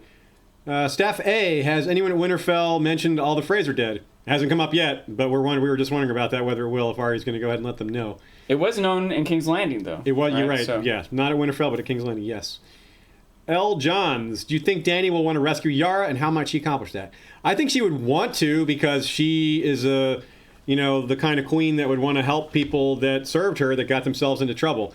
And, that's an interesting follow-up question here, but sorry, I've got distracted by the greatness of this follow-up question. And but she doesn't, how's she going to make that high priority? I don't know that she could make that a high priority, because she's got bigger fish to fry. Wendy King follows up. If they capture Jaime, could they trade Yara for him? I don't know if Dany would want to give up Jaime so easily, but Cersei would be all for that. I don't know if Euron, she'd have to like flag Euron down and be like, hey, I need Yara after all. Bring her back, buddy. It doesn't seem like quite a fair trade. Yeah. But I can imagine Tyrion encouraging it if he's worried about Jaime's life. I can also imagine it being a way to, depending on where Jaime's at, they may benefit from him going back. If he goes back but is uncertain of his loyalty to Cersei in the first place, if he's been won over by Dany. Does that make sense? Imagine he gets won over by Dany, he has a conversation with Tyrion, he has a conversation with Jon, realizes the White Walkers are real, sees the paintings in the cave. Jaime could come out of this with a lot of new insights, and they might rather him go back with these new insights than be kept as a prisoner. I'm not sure about that, but just as I think about it, that I can see it going a lot of ways. Right on. From Chloe Rushello, since King's Landing is still full of wildfire and dragonfire makes stone melt, as we saw in Harrenhal, is it possible that King's Landing blows up when Dany comes with the dragons? I don't think King's Landing is still full of wildfire. I think they moved all the stores to that spot to blow up the Sept. But I do think that wildfire is still there in the book, so that could matter more. So we'll have more on this on Wednesday. If you could remind us to bring it up, that'd be helpful, but we'll probably catch it either way. I'm constantly reminded of the vision that both Bran and Dany had of King's Landing covered in ash with the shadow of a dragon flying over top. Yeah, so. yeah. Good point, good point. Plexa Bertrand asks, Bran saw the children of the Forest make the Night's King to fight Man, but Jon said that Man and the children of the Forest fight together. Do these contradict each other? Well, this is kind of what we were getting at earlier with the children either having factions within their organization, within their race, which makes sense that they wouldn't all be of one mind about everything. Like they're, just like any culture, they're not all united on everything. But also it could just be that they didn't intend for what they made to have the effect it was. They were trying to make these beings to help them fight against the First Men by capturing First Men and turning them into their kind of White Walker slaves, but they got out of control. Like, obviously the White Walkers are not under the control of the children anymore, but if they were created by them, they obviously intended to use them as a weapon, and so it appears that maybe it got out of hand. You know, it's not, maybe like the dragons might get out of hand in Dany's case. You know? I can't help but start thinking about things like humans coming up with nuclear weapons and then not wanting, realizing, oh crap, what have we made here? You know, we need to keep these things at bay, and there's just constant concern about if they were to get used. And the fact that if they were to get used, we talk about a nuclear winter that would come. You know, I wonder how much of a parallel this is to... Okay, so here we have Andrea Mount says that Bronn would or could sing a song about the dragon. Yeah.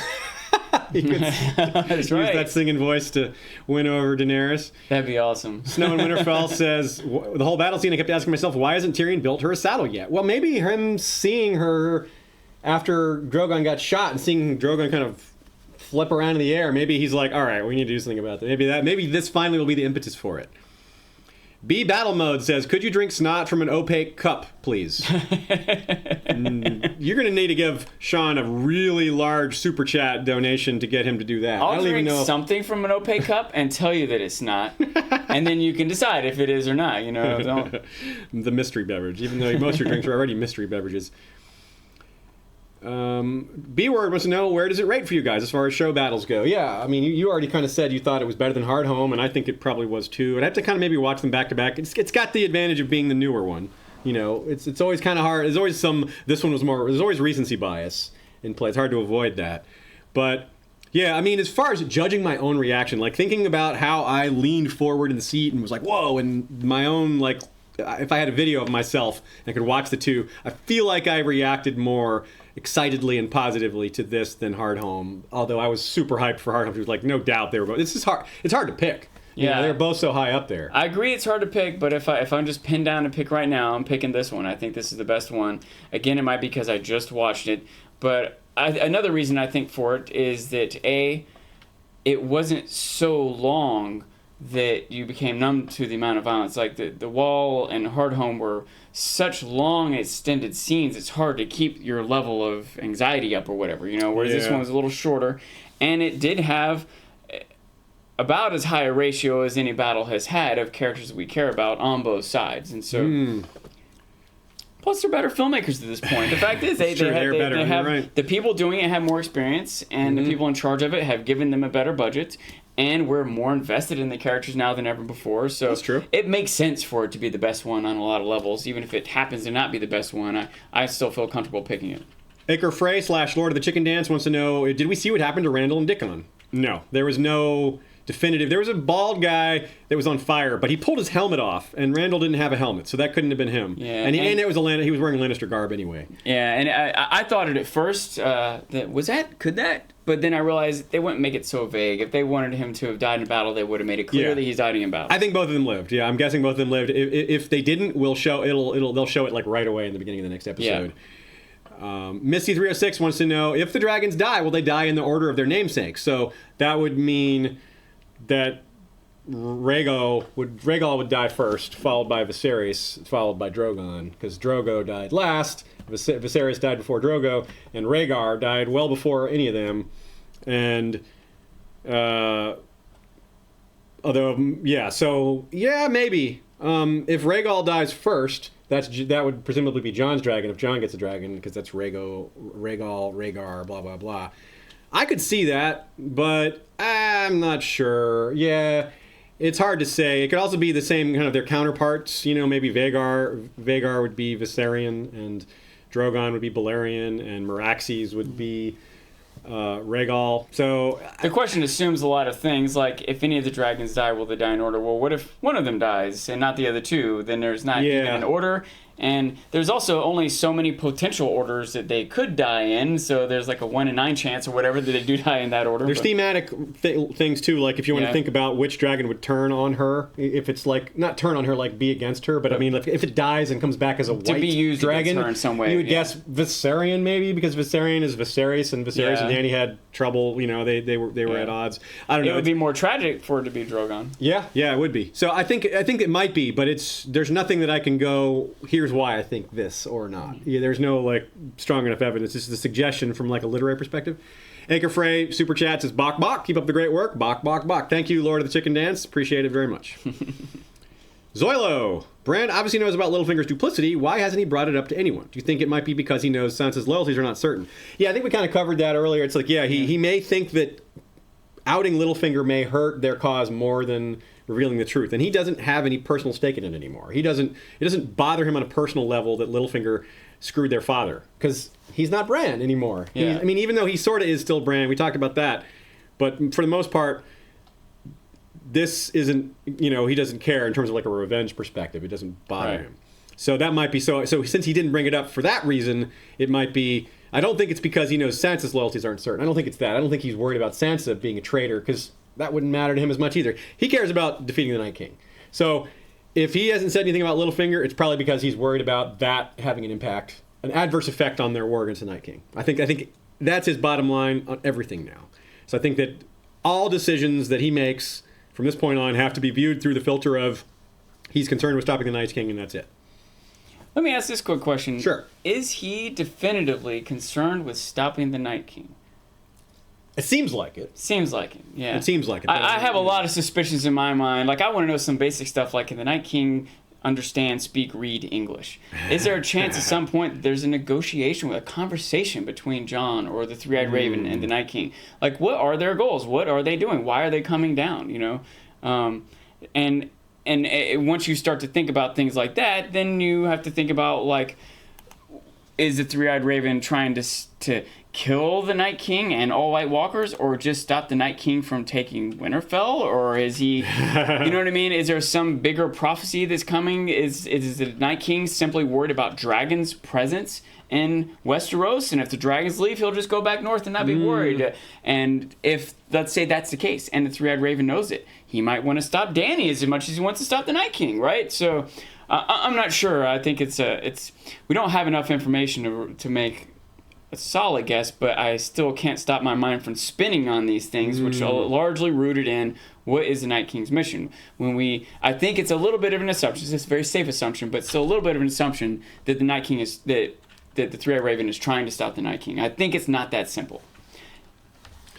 From Super Chat from Brenda M. Why do we assume that Rhaegal will be Jon's dragon? I think it would be Viserion because he is white and Jon has a symbolic connection with that color. Yeah, like Ghost. Yeah, it could be. It's true. Like, we definitely have no certainty with any of the... We don't even know that Jon will ride a dragon. I mean, I think he probably will. Yeah.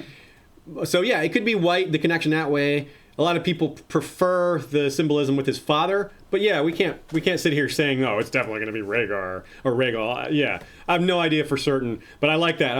This is a good counterpoint to the possibility of it being Rhaegar. Also, Viserion is, you can think about it from a family perspective. Viserion represents Viserys in a sense. Viserys is her brother. Jon would be her nephew, not her brother. So maybe that's, I don't know if that matters, but it's something to think about. A show like this has enough detail that things like that probably do have some kind of relevance. Kim Renfro, she pointed out that Dany has always worn Targaryen colors. She's always had like these red shades of red. This time it was like this pale silver, maybe a hint of blue, but not red. And by design, they don't just randomly pick out outfits for her, right? They're thinking about it for a reason. Is it because she's coming to Jon's side, picking a color closer to House Stark? Yeah, well, okay. Good point. Super chat from Grand Admiral Bendu. Are you upset Tyrion didn't mention the Scorpion?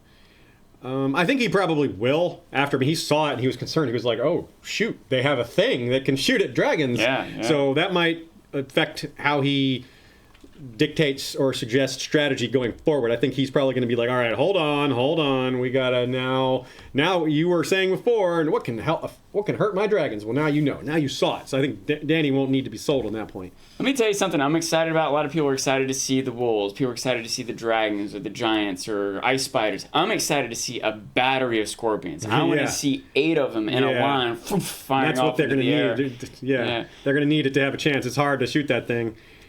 Mike Bushnell, Super Chat, says, you are now in my top 5 of Game of Thrones shows. Feel honored. Well, we do. Thank you, Mike. That we appreciate that. There are a lot. So top 5 actually means a lot because there's so many. It's worth noting, number 1 isn't a top 5, so I'm just going to assume we're number 1. Good to see. That's thinking positive right there. Brian Lefebvre, nice name. Always Sunny reference here, and a question relating to Always Sunny. Is Jon using the Dennis system on Dany? Is the N for neglecting her to go back north? Is Matt gonna come and scoop up after and swim in her wake? Yeah. And Charlie's gonna misread the whole situation and think, "Oh yeah, do it this way. This is very classy, very good stuff here." Okay, and Bill Coupland. I'm sorry? It's not for the live stream. I wrote it right there. Oh, not for the live stream. Read up on Sokka's. Okay. I see. Okay, well, that covers all of our questions, even though I'm sure there were several that we missed because it's a real hectic chat room. A lot of y'all, hopefully, if you didn't get your question answered, we may have answered it earlier because we try not to answer questions twice, though we sometimes do, because it's a long stream and a question asked at the beginning versus at the end is more than 3 hours or more than 2 hours apart sometimes. And not everyone has time to listen to the whole thing. Anyway, this is a good, fairly good stopping point. If anyone wants to jump in, you certainly still have a minute or two to get a super chat in. But we're going to start wrapping it up here with some thanks and acknowledgments. And it looks like Sean has something else to say. Yeah, I was just thinking, and we've gone almost 3 hours without hardly even noticed that we did it. I don't think we would have guessed that we were going to go this long. I did guess that we might go longer than normal, even though it's a shorter than normal episode. Yeah, and battle scenes, we often have less to say, like there's less to analyze. But this one had so much to analyze. Yeah. There was so much to say. The thing is, we still have over 500 people watching us, even after 3 hours here, which impresses me, but it makes me wonder if we got to our goal of 6,000 that I'm sure all of you were telling 10 friends each about so that we can get there to do the 24-hour stream. How many of you are committed to watch it for all 24 hours? That's what I want to know. People would go to bed with it on, wake up, it's still going to be going. No. There's no going to bed. Not for us. I mean, no going to sleep. You can go to bed, but you can't go to sleep. You Watch in bed. Okay, folks. Well, we really appreciate y'all sticking with us. This is a nice, long episode. Having so much fun chatting with you guys like friends and family. And appreciate all the feedback and the great questions and the great comments. People pointed out a lot of things. I mean, we missed things, and you guys have our back. Shay has got us covered as well. She makes sure we see those great comments. And yeah, I'm just overwhelmed with the awesomeness of the episode, the awesomeness of you guys, and it's just so much fun. I love show season, and we will be looking forward to analyzing the next episode. We have Wednesday stream with Radio Westeros, which we should hopefully have both of them this time. Lady Gwen missed the last one thanks to the Storm God. Damn you, Storm God. Can I watch this show in the shower? King Egg on the 4-star green says, yeah, why not? I think so. I ate breakfast in the shower the other day, so why not? Why not watch shows in here? It's the modern times. You can have TVs on in the shower. And let's give some acknowledgments. Thanks, of course, to Ashea for running production and managing the chat room and all of our back-end stuff here. So many things that are going on. It's just as I appreciate all the work that goes into the show behind the scenes when watching these documentaries, it unfolds right to our left here and before when she's doing her work as well. So much goes on that you guys don't even know about. So big thanks to her. I know you guys will really appreciate it. I know you appreciate what she does, but, you know, it never, I can never say enough about it. Yeah, I never want to miss an opportunity to give credit to editors. I think of the Academy Awards, it's always, you know, Best Picture, Best Actor, Best Director. Best Editor needs to get more credit. Right on. Very true. So let us give thanks to Michael Klarfeld for our video intro, and thanks to Joey Townsend for our music. Thanks to Jesse Kowal for the cover of our music, which we use for the outro in the podcasts. And thanks to all you guys for showing up, guys and gals and lovelies. Lords and ladies, knights, and whatever other titles y'all have. I'm running out of words here. Ashea is the producer that was promised, someone said. That's an on-point compliment. There you go. I like that. So also thanks to Lord, where am I at? Lord, the mysterious BR, Hand of the King, is our Hand of the King. Lord Jim, the fortuitous of Wards and Politics of Ice and Fire blog, is our Warden of the West. Lord George Stormsville the Cunning, Lord of the Chiliad and Warden of the East. Kabeth the Unfrozen is Lord of the Bricks and Castle Crimson Light. He is Defender of the Old Gods and Warden of the North. Lady Kelly McMath is of Covington, Lady of the Villa Hills and Crescent Springs, and Warden of the South. Special shout out to our friend Joey Massey, a.k.a. Sir Guinness of Buckhead, who we know through our ancient, far in the past Magic the Gathering days. Sean and I both used to play a lot of Magic the Gathering. That was a way to we made a lot of friends through Magic the Gathering, kind of like now how we make lots of friends through Game of Thrones. This is where we are today, and it's kind of similar in some ways, these communities that build up. I'd say the Game of Thrones community is a lot different than the Magic the Gathering community, but there's some things that they have in common. They all love dragons. They all love dragons, that's very true. Also thanks to Lord Osborne of Castle Werewoods, who is spreading the old gods by planting werewood saplings in the Reach, Stormlands, and Crownlands. His motto is Our Roots Run Deep. Lord James Tuttle is King of the Stepstones and the Narrow Sea, commander of the Royal Fleet, consisting of the Narrow Fleet, led by flagship Caraxes, and the Bloodstone Fleet, led by flagship Prince Daemon. These are ships you do not want to mess with, and it looks like they're going to be spilling over into the realm of Salador San. There might be some extracurricular activity going on with those navies. Our small council consists of Lord James Inkblade, the Scholar Knight, Master of Whisperers, Grand Maester Saria of the Barrows, Cinder of the Citadel, Lord Robert Jacobs, Master of Coin, Rosie the Clever is Master of Laws, and our Council of the Beard so far has our one member. That's Sean's going to give this gentleman a shout out. Grand Maester Clark, Protector of Wisdom and Beards. I think we took a question from him earlier too. That's right, we did. It's probably the wisest question of all. Lords and ladies in their castles include Lady Direliz of Castle Nyaki, who is the Alpha Patron. Lord Dan of the Red Mountains and Castle Great Bell is Breaker of the Second Stone. Lord Skip of the Veldt is Lord of Castle Ganges. Gregor the Toasty is Lord of the Bread Fort. We've had one of our artist patrons has volunteered to maybe draw Gregor the Toasty, Lord of the Bread Fort, or just the Bread Fort. We'll see about that. We'll try to arrange that because that sounds awesome. Alicia Everlasting of the Green Blood, Lady of the Desert Rose. Hat tip to her for the catch on the scene, the relationship between Robert Baratheon's first kill conversation and Dickon's conversation with Jaime and Bronn. Thanks to Lord Ryan of Castle Stonegate, Guardian of the Rocky Mountain Pass. Lord Garin de Haviland of Devil's Hand Keep.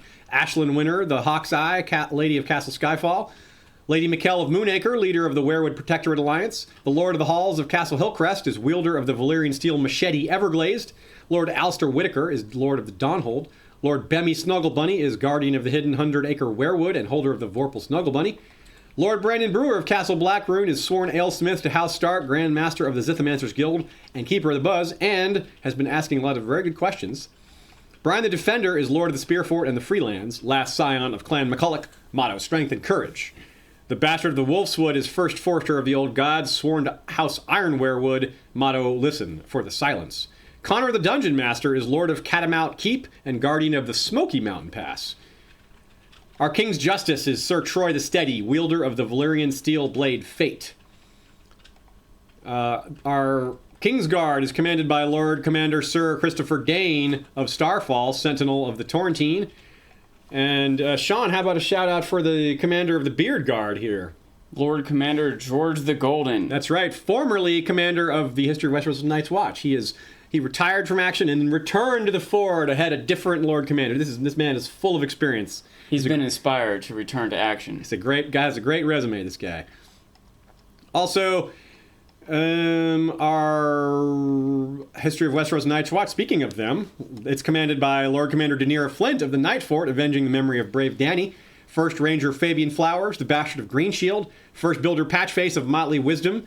First Steward Sir Jurion of the Torrentine is called Palewind. And a few others. I've been throwing out a few other random names that I really like that we've been collecting over the years that some people have never gotten shout-outs. And some of these are just kind of fun, so I throw them out there. Here's a good one. Captain Louis, the Merchant Prince. When men see his sails, they pay. Sails spelled like, salesmanship. I see.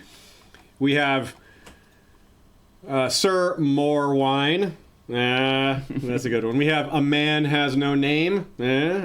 We have Sir Adam Whitehead of the Atlas and Fire blog. That's Wurthead, who is a longtime chronicler of not many different fantasy worlds, but particularly A Song of Ice and Fire, and a member of the original Brotherhood Without Banners, and a good all-around guy. Also, thanks to Sir Chubbs Rivers, the Bastard of Raventree Hall, Lady Lana of the Woolly Keep, holder of the Valyrian knitting needles. Winter is coming, so faster. And finally, Sir Montes Bruno, the Black Trident. Okay, everybody, that is all for today. Extra long episode this time. We will see you all on Wednesday or Saturday, hopefully both. And on behalf of Ashea and Sean and our beards and all my Dothraki lawyer brethren, Valar Reflamus, Valar Reburnus, Valar Respoilus, and all.